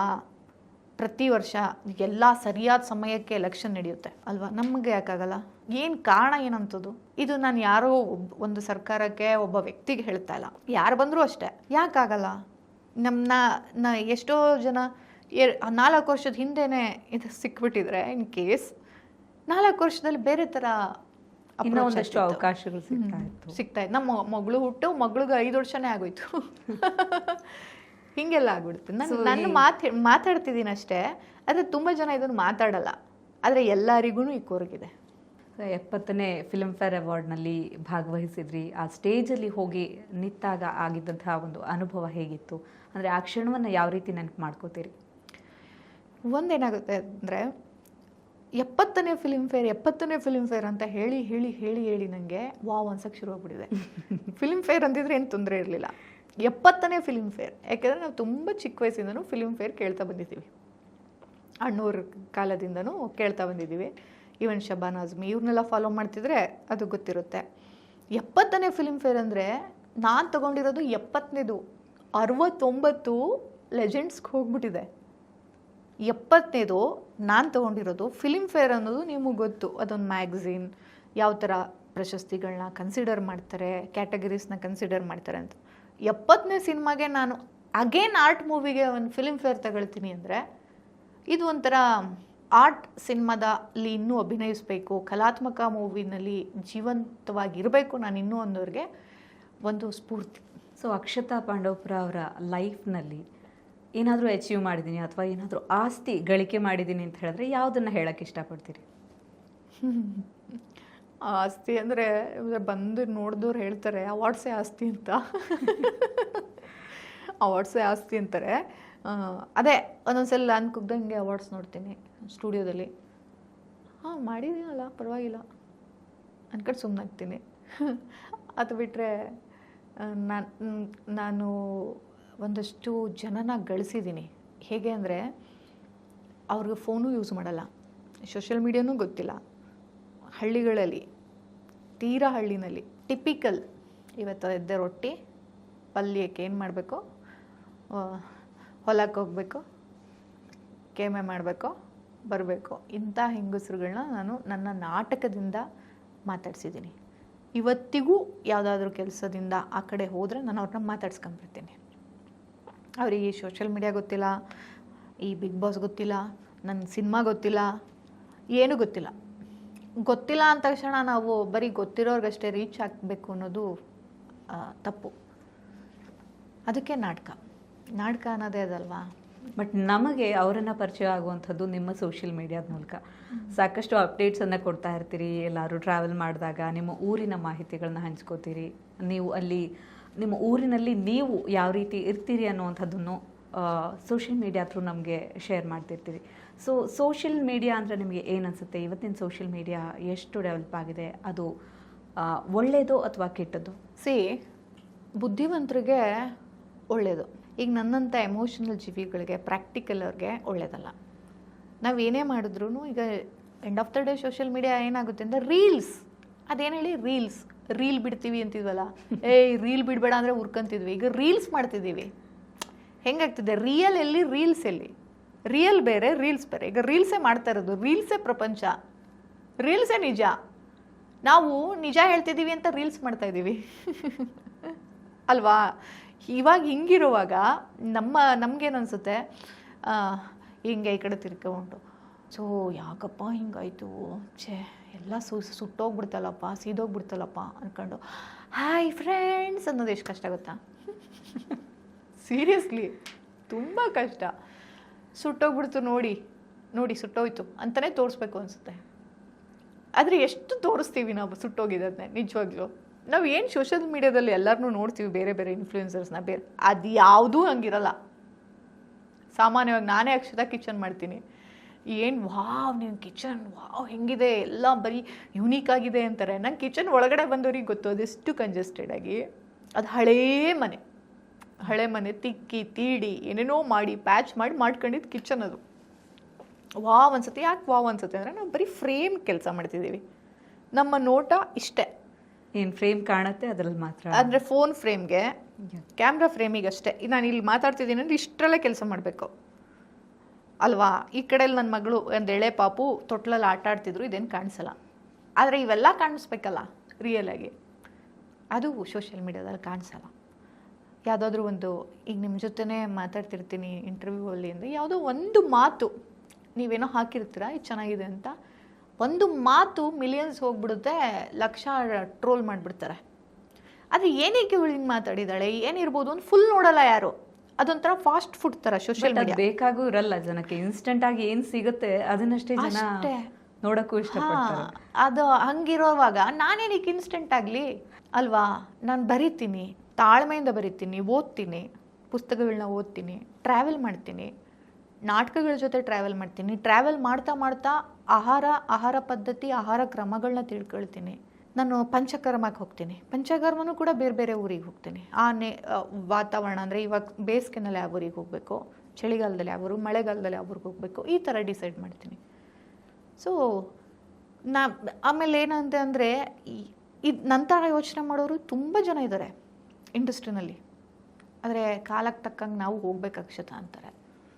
ಸೊ ಟ್ರಾವೆಲ್ ವ್ಲಾಗರ್ಸ್ ಬಗ್ಗೆ ಮಾತಾಡ್ತಾ ಇದ್ರಿ ಇವಾಗ. ಸೊ ಈ ಥರದ ಟ್ರಾವೆಲ್ ವ್ಲಾಗರ್ಸ್ ನೋಡಿಕೊಂಡು ಯಾವ್ದಾದ್ರು ಪ್ಲೇಸಿಗೆ ನಾನು ಅಲ್ಲಿ ಹೋಗಬೇಕಿತ್ತು, ಇಲ್ಲಿ ಹೋಗಬೇಕಿತ್ತು ಅಂತ ಪ್ಲ್ಯಾನ್ ಮಾಡ್ಕೊಂಡು ಯಾವುದೂ ಅನಿಸಿಲ್ಲ. ನಾನು ಸೋಷಿಯಲ್ ಮೀಡ್ಯಾದಲ್ಲಿ ಬಂದ ಯಾವುದೇ ಬ್ಲಾಗ್ ನೋಡ್ಕೊಂಡು ನಾನು ಈ ಊರಿಗೆ ಹೋಗಬೇಕು ಅಂತ ಯಾವತ್ತೂ ಅನಿಸಿಲ್ಲ. ನಾನು ಎಲ್ಲ ಹೇಳ್ತಾರೆ ರಿವ್ಯೂ ನೋಡ್ಬಿಟ್ಟು ಎಲ್ಲ ಹೋಗ್ತಾರೆ, ನಾನು ರಿವ್ಯೂ ನೋಡ್ಬಿಟ್ಟು ಯಾವ ಊರಿಗೂ ಹೋಗಲ್ಲ. ನಿಮ್ಮ ಟ್ರಾವೆಲ್ ಪ್ಲಾನಿಂಗ್ ಯಾವ ಥರ ಇರುತ್ತೆ ಹಾಗಾದರೆ? ನನ್ನ ಟ್ರಾವೆಲ್ ಪ್ಲಾನ್ ಎಲ್ಲಿ ರಿವ್ಯೂಗೂ ಸಿಗಲ್ಲ, ಸೋಷಿಯಲ್ ಮೀಡಿಯಾಗೂ ಸಿಗಲ್ಲ, ಊರು ಗೂಗಲ್ ಮ್ಯಾಪ್ಗೂ ಸಿಗಲ್ಲ ಅಂಥ ಊರಿಗೆ ಹೋಗೋದು ನಾನು. ಅಲ್ಲಿ ನೆಟ್ವರ್ಕ್ ಆಗಬೇಕು ನಾಟಕದ ಮುಖಾಂತರ. ಅಂಥ ಊರಿಗೆ ಹೋಗೋಳು ನಾನು. ನಂದು ಹೇಳೋದು ಕಷ್ಟ. ನಾನು ಹೋಗ್ತೀನಿ, ಹೋದ್ರೂ ಕೂಡ ತುಂಬ ವಿಜೃಂಭಿಸ್ತಾ ಇರಲ್ಲ ಯಾವುದೇ ಹೋಟೆಲ್ಲು ರೂಮ್ಸ್ ಎಲ್ಲ. ನಮಗೊಂದು ನಾನು ಉತ್ತರ ಕರ್ನಾಟಕ ಲೀಕೌಟ್ ನಾಟಕ ಮಾಡೋಕ್ಕೆ ಹೋದಾಗ, ಟ್ರಾವೆಲ್ ಮಾಡೋಕ್ಕೆ ಹೋದಾಗ ಒಂದೂರು ಛತ್ ಮೇಲೆ ಮಲಗಿದ್ದೆ, ಓಪನ್ ಟೆರೆಸ್. ಅಂದರೆ ಅಲ್ಲಿ ಮನೆಯೆಲ್ಲ ಛತ್ತು, ಓಪನ್ ಟೆರೆಸ್, ಅಲ್ಲೆಲ್ಲ ಓಪನ್ ಬಾತ್ರೂಮ್. ಪರವಾಗಿಲ್ಲ, ನೀವು ಹೆಂಗೆ ಇರ್ತೀರ ಹಂಗೆ ಇದ್ಬಿಡೋಣ ಒಂದಿನ, ಏನಾಗುತ್ತೆ ಛತ್ ಮೇಲೆ ಮಲ್ಕೊಂಡು ಅಡ್ಜಸ್ಟ್. ಅಂದರೆ ಅಡ್ಜಸ್ಟ್ ಆಗೋರಿಗಾಗುತ್ತೆ, ಕೆಲವರು ರೂಢಿಸ್ಕೊಂಡಿರಲ್ಲ ಆ ಸೊಳ್ಳೆಗೆ, ಆ ಬಿಸಿಲಿಗೆ, ಏನಾದರೂ ಇರುತ್ತೆ. ಆದರೆ ಏನೋ ಗೊತ್ತಿಲ್ಲ, ನಾನು ಮೊದಲಿಂದನೂ ಹೀಗೆ ಇರೋದ್ರಿಂದ ನನ್ನ ದೇಹ ಮತ್ತು ನನ್ನ ಹೊಟ್ಟೆ ವಾತಾವರಣಕ್ಕೆ ಹೋಗ್ಕೊಂಡ್ಬಿಡುತ್ತೆ, ಸೆಟ್ ಆಗಿಬಿಡುತ್ತೆ. ಊಟನೂ ಅಷ್ಟೇ, ನಂಗೆ ಇದಾಗಲ್ಲ ಅದಾಗಲ್ಲ ಏನೂ ಇಲ್ಲ. ನಾನೆಲ್ಲ ತಿಂತೀನಿ, ಎಲ್ಲ ಡೈಜೆಸ್ಟ್ ಮಾಡ್ಕೊಳ್ತೀನಿ. ಮತ್ತು ಏನೋ ಒಂದು ಇವಾಗ ಟ್ಯಾನ್ ಆಯಿತಾ ಆಯಿತು, ಏನಾದರೂ ಕಚ್ದು ಅಯ್ಯೋ ಪಿಂಪಲ್ ಬಂತು, ಅಯ್ಯೋ ಪಿಂಪಲ್ ಬಂತು, ಅಯ್ಯೋ ಟ್ಯಾನ್ ಆಗಿಬಿಟ್ಟಿದ್ದೀನಿ. ನೋಡಿ ನಾನು ಎಷ್ಟು ಟ್ಯಾನ್ ಆಗಿದ್ದೀನಿ. ಈಗ ಬೇಸಿಗೆ ಮನೆ ಕೆಲಸಗಳು ಜಾಸ್ತಿ ಇರೋದ್ರಿಂದ ಶಿಫ್ಟಿಂಗು, ಊರು, ನಾಟಕದ ಸಾಮಾನು, ಆ ಕಡೆ ಶಿಫ್ಟು ಅಂತೆಲ್ಲ ಹೇಳಿ ಆಯಿತು. ಒಂದು ಟೈಮಲ್ಲಿ ಆಗುತ್ತೆಲ್ಲ, ಅದೇ ಯೋಚನೆ ಮಾಡಬಾರ್ದು. ನಾ ಯೋಚನೆ ಮಾಡಬೇಕಾಗಿರೋದು, ಅಯ್ಯೋ ಇನ್ನೂ 2 ತಿಂಗಳಾಯಿತು, ಮನೆ ಸೆಟ್ ಆಗಿಲ್ಲ, ನಾನು ಕೆಲಸ ಮಾಡೋಕ್ಕೆ ಆಗ್ತಾಯಿಲ್ಲ, ನನಗೆ 4 ಸ್ಕ್ರಿಪ್ಟ್ ಬಂದಿದೆ, ನಾನು ಕೂತ್ಕೊಂಡು ಕಾನ್ಸಂಟ್ರೇಟ್ ಮಾಡಿ ಓದೋಕ್ಕಾಗ್ತಾಯಿಲ್ಲ, ಈ ಥರ ಯೋಚನೆ ಮಾಡ್ಬೇಕು ನಾನು. ಅಯ್ಯೋ ನಂದು ಎಲ್ಲೋ ಮೇಕಪ್ ಸಾಮಾನೆಲ್ಲ ಮೆಸ್ಸಿ ಆಗಿಬಿಟ್ಟಿದೆ, ನನ್ನ ಬಟ್ಟೆಗಳೆಲ್ಲ ಮೆಸ್ಸಿ ಆಗಿಬಿಟ್ಟಿದೆ, ಎಲ್ಲಿದೆ ಅಂತ ಗೊತ್ತಿಲ್ಲ, ಹುಡುಕೋಕ್ಕಾಗ್ತಿಲ್ಲ. ಅಲ್ಲ, ಯಾವುದೋ ಸಿಕ್ತು ಹಾಕೋ, ನಾನು ಓಡಿಸ್ಬಿಡ್ತೀರಾ ಯಾಕೆ ಈ ಬಟ್ಟೆ ಹಾಕೊಂಡಿದ್ದೀರಾ ಅಂತ. ಎಸ್, ಇವಾಗ ಟ್ರಾವೆಲ್ ಬಗ್ಗೆ ಮಾತಾಡ್ತಾ ಇನ್ನೊಂದಷ್ಟು ಪ್ರಶ್ನೆಗಳನ್ನ ಕೇಳಲೇಬೇಕು ಅಂದ್ಕೊಂಡು. ಏನಂತ ಹೇಳಿದ್ರೆ, ಮನೆಯಲ್ಲಿ ಮಗು ಇದೆ, ಸಂಸಾರ ಇದೆ, ಅಮ್ಮ ಇದ್ದಾರೆ, ಗಂಡ ಇದ್ದಾರೆ, ಎಲ್ಲರೂ ಇರೋವಾಗ ಯಾವ ಥರ ಟ್ರಾವೆಲ್ ಪ್ಲ್ಯಾನಿಂಗ್ ಮಾಡ್ಕೋತೀರಾ? ಇವಾಗ ಹೊರಗಡೆ ಹೋಗಬೇಕು ಅಂತ ಟ್ರಾವೆಲ್ ಮಾಡಬೇಕು ಅನ್ನೋವಾಗ ಯಾವ ಥರದ ಪ್ಲ್ಯಾನಿಂಗ್ ಮಾಡ್ಕೋತೀರಾ ಇವ್ರು ಇರುವಾಗ? ಅದ್ರ ಜೊತೆಗೇ ನಿಮ್ಮ ಟ್ರಾವೆಲ್ ಬ್ಯಾಗ್ನಲ್ಲಿ ಮಸ್ಟಾಗಿ ನೀವು ತೊಗೊಂಡು ಹೋಗುವಂಥದ್ದು, ಈ ಒಂದು ಐಟಮ್ ಇಲ್ಲದೆ ನಂಗೆ ಟ್ರಾವೆಲಿಂಗ್ ಕಷ್ಟ ಆಗುತ್ತೆ ಅಂತ ಹೇಳೋದಾದರೆ, ಸೊ ಯಾವುದನ್ನು ಹೇಳ್ತೀರಿ? ಒಂದು, ಫಸ್ಟು ನನ್ನ ಮಗಳು ಕೂಡ ನನ್ನ ಜೊತೆ ಟ್ರಾವೆಲ್ ಮಾಡಿದ್ದಾಳೆ. ಅವಳು ಆಲ್ಮೋಸ್ಟ್ ಅವಳು ಕೋಳಿ ಹೆಸರು ಚಾಮರಾಜನಗರ ಮತ್ತು ಮಳವಳ್ಳಿ ಅಲ್ಲಿ ಶೂಟ್ ಆದಾಗ ಆಕೆಗೆ 7 ತಿಂಗಳು.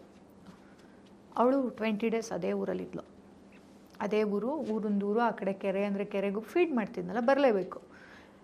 ಈ ಥರ ಅವಳಿಗೆ ರೂಢಿ ಆಗಿಬಿಟ್ಟಿದೆ.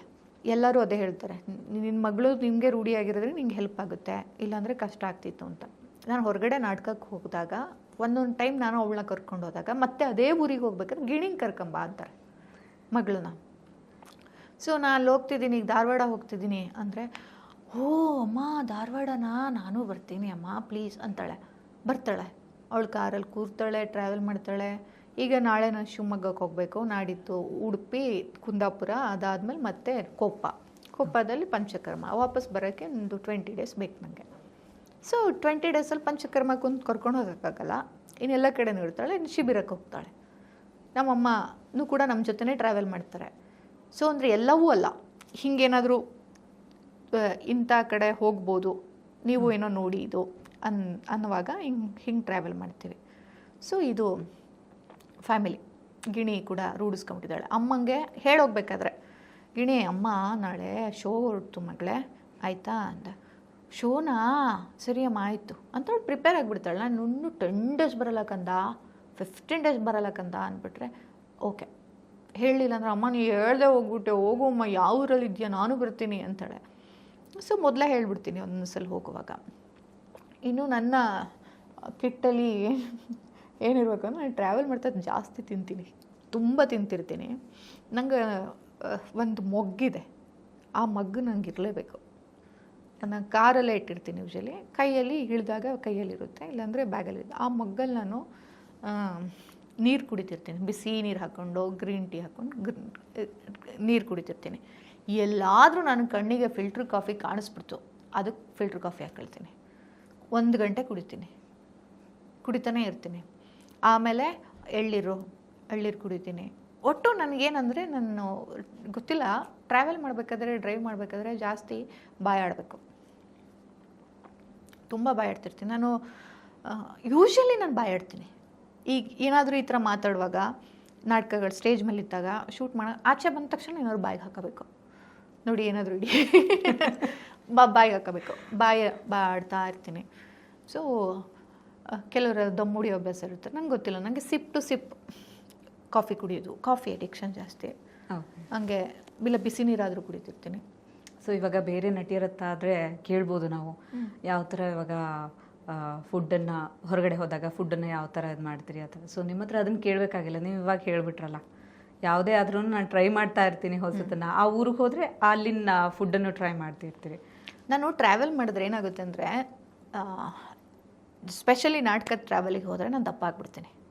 ಯಾಕೆ ದಪ್ಪ ಆಗ್ತೀನಿ ಅಂದರೆ, ನಾಟಕದಲ್ಲಿ ಆರ್ಗನೈಸರ್ಸ್ ಇರ್ತಾರಲ್ಲ, ನಾನು ಮೊದಲೇ ನನ್ನ ಫುಡ್ ಏನು ಗೊತ್ತಿರುತ್ತೆ, ಟ್ರೈ ಮಾಡೋಣ ಅಂತ ಒಳ್ಳೆ ಅಡುಗೆ ಮಾಡಿರ್ತಾರೆ. ನನ್ನ ಮೆಂಟಲಿ ಗೊತ್ತಿರುತ್ತೆ ಇವರು ಏನೋ ಮಾಡಿರ್ತಾರೆ ಅಂತ. ಸ್ಪೆಷಲಿ ನಾನು ಮಾಂಸಾಹಾರಿ, ಆಯಿತಾ, ನಿಮ್ಮ ಥರ ಮಾಂಸಾಹಾರಿ ನಾನು, ಹಾಗಾಗಿ ಮಾಂಸ ಪ್ರಿಯಳು. ಜೋಕ್ ಮಾಡಿದೆ, ನಾನು ಮಾಂಸ ಪ್ರಿಯಳು. ಹಾಗಾಗಿ ಊರಿನದ್ದು ಎಲ್ಲಲ್ಲ, ಬೇರೆ ಬೇರೆ ಎಲ್ಲ ಮೀನಂದ್ರೆ ಮೀನು, ಈ ಕಡೆ ಎಲ್ಲ ಟ್ರೈ ಮಾಡ್ತಾರೆ. ನಾನು ಹೋದಾಗ ಅದು ನಾನು ಅಂದ್ಕೊಂಡಿರೋದು ನನ್ನ ರೆಸ್ಪೆಕ್ಟ್. ಅವರು ನನಗೋಸ್ಕರ ಆತಿಥ್ಯಕ್ಕೆ ಅಂತ ಏನಾದರೂ ಮಾಡುವಾಗ, ನೋ ಇಷ್ಟೇ ಸಾಕು, ನಾನು ಡಯಟಲ್ಲಿ ನಾನು ಇಷ್ಟೊತ್ತಾದ್ಮೇಲೆ ತಿನ್ನಲ್ಲ ಅಂತ ನಾನು ಹೇಳಲ್ಲ. ನನ್ನ ರೆಸ್ಪೆಕ್ಟು ಆಹಾರಕ್ಕೆ ಮತ್ತು ಅವರ ಆತಿಥ್ಯಕ್ಕೆ, ಮತ್ತು ಎಂಡ್ ಆಫ್ ದ ಡೇ ಇದೇ ಜೀವನ. ಯಾರಿಗೂ ಗೊತ್ತಿಲ್ಲ ಸತ್ಯ, ನಾವು ಇದಕ್ಕಾಗೆ ಕೆಲಸ ಮಾಡೋದು, ಇದೇ ಸತ್ಯ. ಅಲ್ಲಿ ನನ್ನ ಡಯಟು, ನನ್ನ ಹೊಟ್ಟೆ, ನನ್ನ ಬೊಜ್ಜು, ಅದು ಇದು ಏನೂ ಇಲ್ಲ.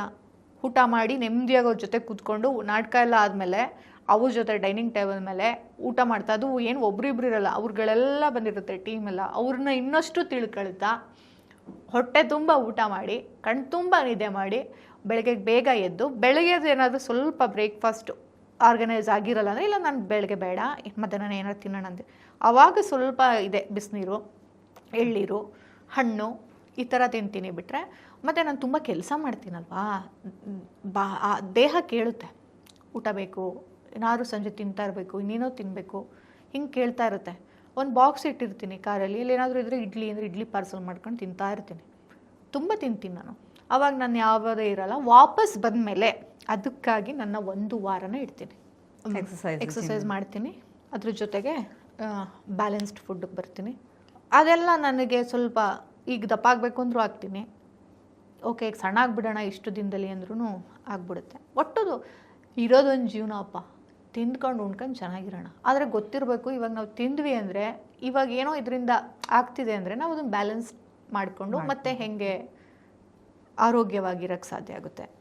ತುಂಬ ಹೀಟ್ ಪದಾರ್ಥಗಳನ್ನ ತಿಂದ್ಬಿಟ್ಟಿದ್ದೀವಿ, ಈಗ ಹೆಂಗೆ ಬಾಡಿನ ತಂಪು ಮಾಡ್ಕೋಬೇಕು, ಫ್ಯಾಟ್ ತಿಂದ್ಬಿಟ್ಟಿದ್ದೀವಿ, ಈಗ ಹೆಂಗೆ ಇವೆಲ್ಲ ನಮಗೆ ಗೊತ್ತಾಗ್ಬಿಟ್ರೆ ನಮ್ಮ ದೇಹಕ್ಕೆ ಏನು ಬೇಕು ಏನು ಬೇಡ ಅಂತ ಗೊತ್ತಾದರೆ ಎಲ್ಲ ಚೆನ್ನಾಗಿರುತ್ತೆ. ಟ್ರಾವೆಲ್ ಅಂದ್ರೇ ನನಗೆ ಫುಡ್ಡು. ಇನ್ನು ಫುಡ್ಡೇ ತಿನ್ನಲಿಲ್ಲ ಅಂದರೆ ಚೆನ್ನಾಗಿ ತಿಂತೀನಿ. ಸೊ ಈಗ ಬೇರೆಯವ್ರ ಹತ್ರ ಆದರೆ ಕೇಳ್ಬೋದು ನಾನು, ನಿಮ್ಮ ನೆಕ್ಸ್ಟ್ ಡೆಸ್ಟಿನೇಷನ್ ಯಾವುದು, ಡ್ರೀಮ್ ಡೆಸ್ಟಿನೇಷನ್ ಯಾವುದು, ಬಕೆಟ್ ಲಿಸ್ಟಲ್ಲಿ ಯಾವುದೆಲ್ಲ ಡೆಸ್ಟಿನೇಷನ್ ಇಟ್ಕೊಂಡಿದ್ರ? ನಿಮ್ಗೆ ಅದನ್ನು ಕೇಳಬೇಕಿಲ್ಲ. ನಿಮ್ಮ ಹತ್ರ ಕೇಳುವಂತಹ ಪ್ರಶ್ನೆ ಏನಂತ ಹೇಳಿದ್ರೆ, ನೆಕ್ಸ್ಟ್ ಯಾವ ನಾಟಕಕ್ಕೆ ಅಂತ ಹೇಳ್ಕೊಂಡು ಯಾವ ಕಡೆ ಹೋಗ್ತಾ ಇದ್ದೀರಾ, ಎಲ್ಲಿ ಶೋಗಳನ್ನು ಮಾಡ್ತಾ ಇದ್ದೀರಾ? ಸೊ ಈ ಥರದ್ದನ್ನು ನಿಮ್ಮ ಹತ್ರ ಕೇಳ್ಬೋದು ಅಂದ್ಕೊತೀನಿ. ನೆಕ್ಸ್ಟ್ ಪ್ಲ್ಯಾನ್ ಏನಿದೆ, ಎಲ್ಲಿ ಪ್ಲ್ಯಾನ್ ಮಾಡ್ಕೊಂಡಿದ್ದೀರಾ? ಎಕ್ಸಾಕ್ಟ್ಲಿ, ನೀವು ನನ್ನ ಫಸ್ಟ್ ಕೇಳಿದ್ರು ನಾನು ಮೊದಲನೇ ಉತ್ತರ ಬರೋದೇ ನಾಟಕ. ನನ್ನ ಬಕೆಟ್ ಲಿಸ್ಟಲ್ಲಿ ನಾಟಕನೇ ಯಾವಾಗಲೂ ಇರೋದು. ಜೂನ್ಗೆ ಒಂದು ಬೇರೆ ಥರದ ನಾಟಕದ ತಯಾರಿನಲ್ಲಿದ್ದೀನಿ. ಅದು ಜೂನ್ ಶೋಕೇಸ್ ಮಾಡೋಕ್ಕೆ ಪ್ಲ್ಯಾನ್ ಇದೆ. ಇನ್ ಕೇಸ್ ಆಗಿಲ್ಲ ಅಂದರೆ ಸ್ವಲ್ಪ ಜುಲೈ ಎಕ್ಸ್ಟೆಂಡ್ ಆಗ್ಬೋದು. ಯಾಕಂದ್ರೆ ನಾಟಕನೂ ಕೂಡ ಇವತ್ತು ಮಾಡಿ ನಂಗೆ ಆಗಲ್ಲ. ಒಂದು ನಾಟಕ ಮಾಡೋಕ್ಕೆ 1 ವರ್ಷ ನಾವು ಯೋಚನೆ ಮಾಡಿರ್ತೀವಿ. ಏನು ಮಾಡಬೇಕು, ಹೆಂಗೆ ಮಾಡಬೇಕು, ಯಾರನ್ನು ಕರಿಬೇಕು, ಹೆಂಗೆ ಎಕ್ಸಿಕ್ಯೂಟ್ ಮಾಡಬೇಕು, ಏನು ಲೈಟ್ಸು, ಇದು ಬೇರೆ ಥರ ಮಾಡಬೇಕಲ್ಲ ಅನ್ನೋದೆಲ್ಲ ಯೋಚನೆ ಇರುತ್ತೆ. ಅಷ್ಟು ಈಸಿ ಇಲ್ಲ ನಾಟಕ ಅಂದ್ರೂ. ಸೊ ಇದನ್ನೇ ಯಾರಿಗೆ ಟಾರ್ಗೆಟ್ ಮಾಡಬೇಕು? ನಾನು ಯೂಶ್ವಲಿ ನನ್ನ ಬೆಂಗಳೂರಲ್ಲಿ ನನ್ನ ನಾಟಕಗಳು ರಂಗಶಂಕರ ಎಲ್ಲ ನಾನು ಮಾಡೋದೇ ಇಲ್ಲ. ನನಗೊಂಥರ ಥಿಯೇಟ್ರ್ ಅಂದರೆ ನನಗೆ ನಾನು ಒಂಥರ ಇದನ್ನು ಥಿಯೇಟ್ರ್ ಆ್ಯಕ್ಟಿವಿಸಮ್ ಥರ ತಗೊಂಡಿದ್ದೀನಿ.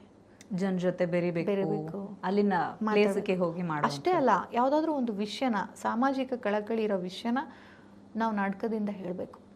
ಮತ್ತು ಅದು ಅವ್ರ ನಡುವೆನೆ ಏನು ಕಲ್ಲು ಹೊಡಿಲಪ್ಪ, ಏನಾಗ್ಬಿಡುತ್ತೆ ಮ್ಯಾಕ್ಸಿಮಮ್ ಇಷ್ಟ ಆಗಲ್ವ, ಎದ್ದು ಹೋಗ್ಬಿಡ್ತಾರೆ ಅಷ್ಟೇ. ನಾಟಕ ಮುಗಿದ್ಮೇಲೂ ಕೂತಿರೋರು ಇದ್ದಾರೆ. ಹಾಗಂತ ಹೋಗಿರೋರೆಲ್ಲ ತೀರಾ ಅಂದರೆ ತೀರಾ ಕಮ್ಮಿ. ನನ್ನ ಕಣ್ಣಿಗೆ ಕಾಣಿಸಿ ಏನೋ ಎಮರ್ಜೆನ್ಸಿ ಫೋನ್ಗಿನ್ ಬಂದರೆ ಒಂದೊಂದ್ಸಲ ನಾನೇ ಪ್ಲೀಸ್ ಹೊರಗಡೆ ಹೋಗಿ ಮಾತಾಡ್ಕೊ, ಹೊರಗಡೆ ಹೋದ್ರೆ ಬರೋಲ್ಲ. ಹಾಗೆಲ್ಲ ಇರೋ ಇಂಟ್ರಾಕ್ಟಿವ್ ಪ್ಲೇ ಅಲ್ವಾ. ಸೊ ನಾಟಕನೂ ಕೂಡ ಯಾವ ಥರ ನಾಟಕ ಮಾಡಬೇಕು ಇವೆಲ್ಲ ಇದ್ದೇ ಇರುತ್ತೆ. ನೆಕ್ಸ್ಟು ನೀವೇ ಹೇಳಿ, ಯಾವ ಊರಿಗೆ ಹೋಗಿ ನಾಟಕ ಮಾಡಬೇಕು ಅಂತ? ಮಂಗಳೂರು ಕಡೆಗೆ ಹೋಗಿ.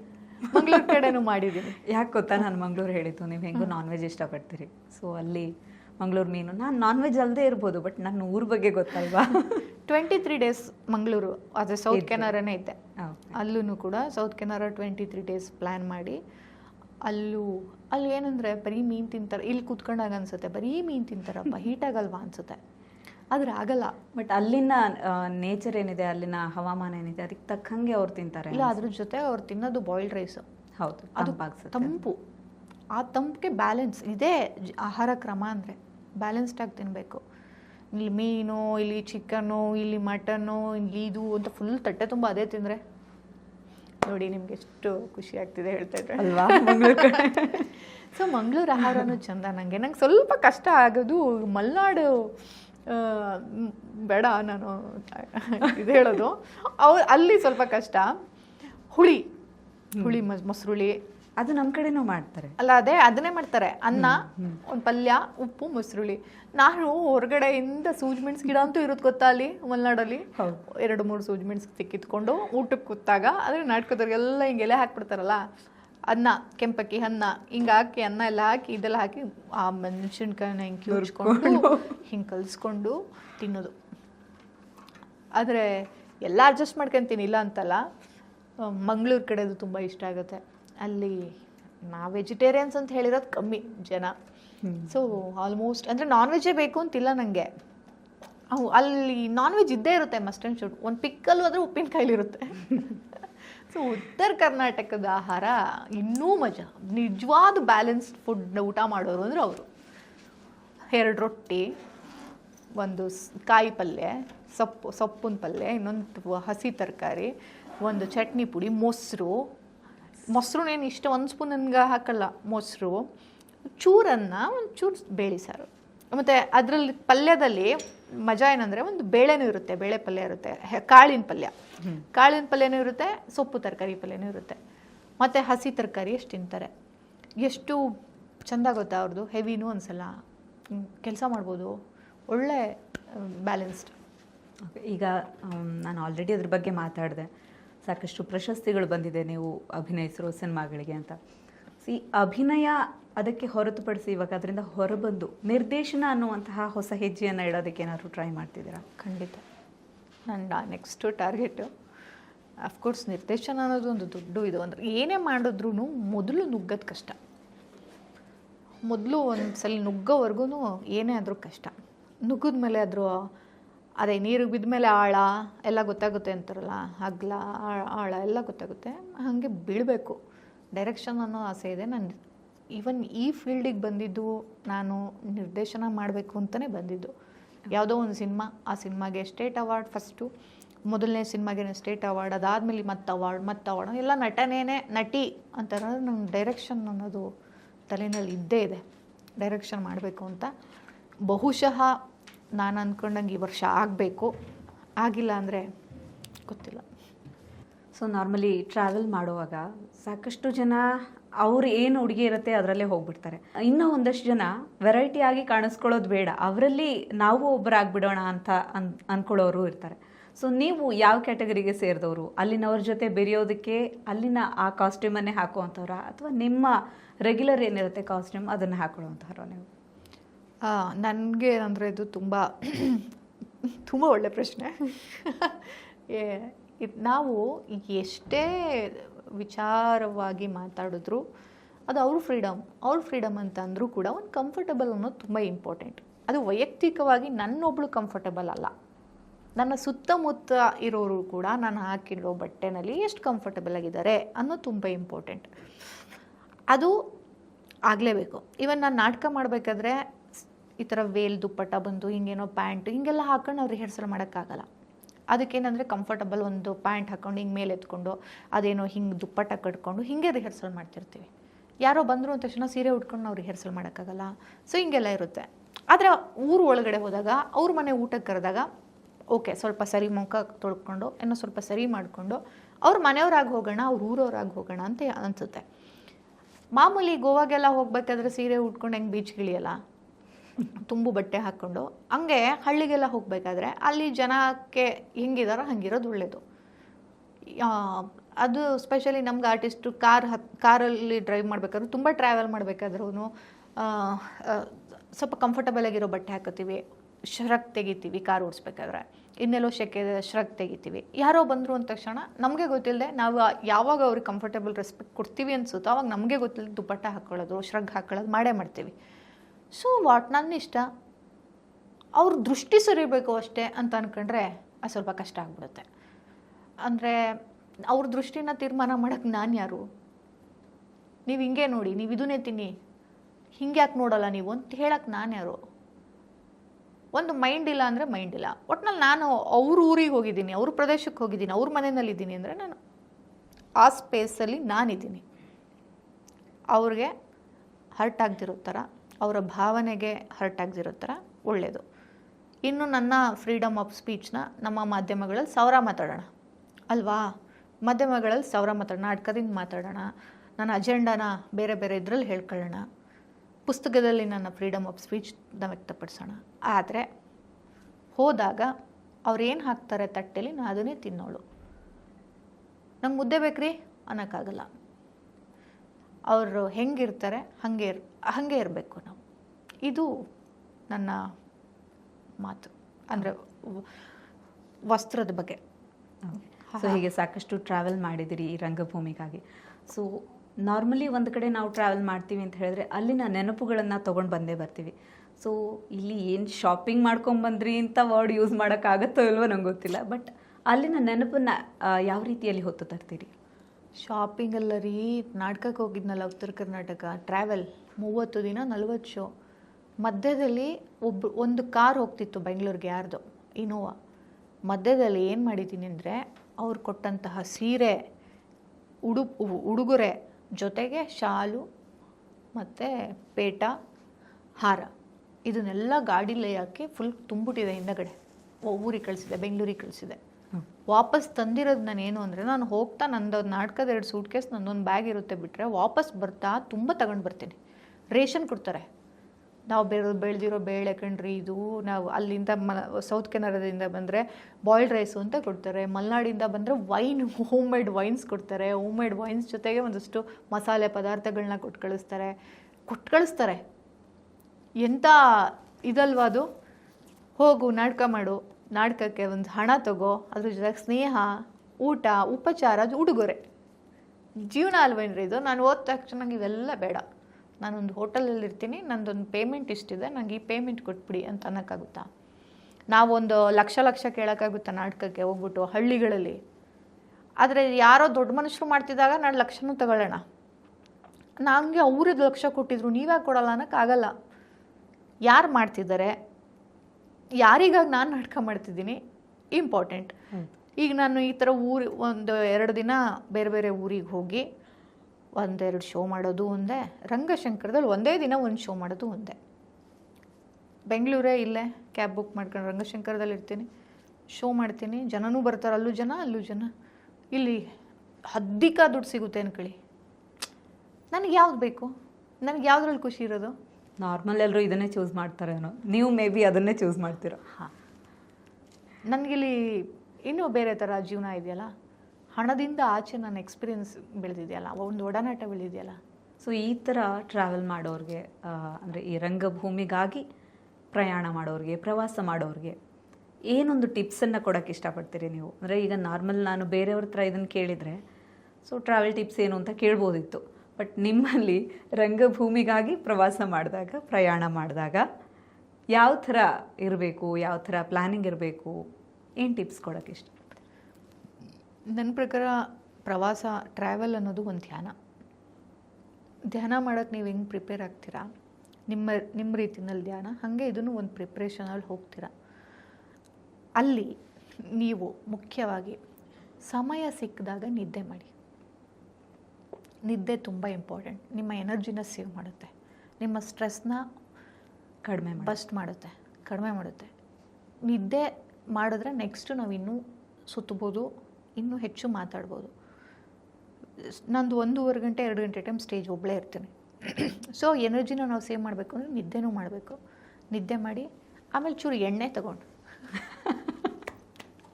ತಗೊಂಡೋಗಿ ಅಂದರೆ ಯಾವ ಥರದ ಎಣ್ಣೆ ಅಂತ ಮೆನ್ಷನ್ ಮಾಡದೆ ಹೋದರೆ ಟ್ರೋಲ್ ಆಗಿಬಿಡ್ತೀರ. ಅದೇ ಎಣ್ಣೆ ನಾನು ಸ್ಪೆಷಲಿ ನಾನು ಟ್ರಾವೆಲ್ ಮಾಡೋ ಹರಳೆಣ್ಣೆ ತೊಗೊಂಡೋಗ್ತೀನಿ. ಎಣ್ಣೆ ನನಗೆ ಅದೊಂಥರ ಹೀಲ್.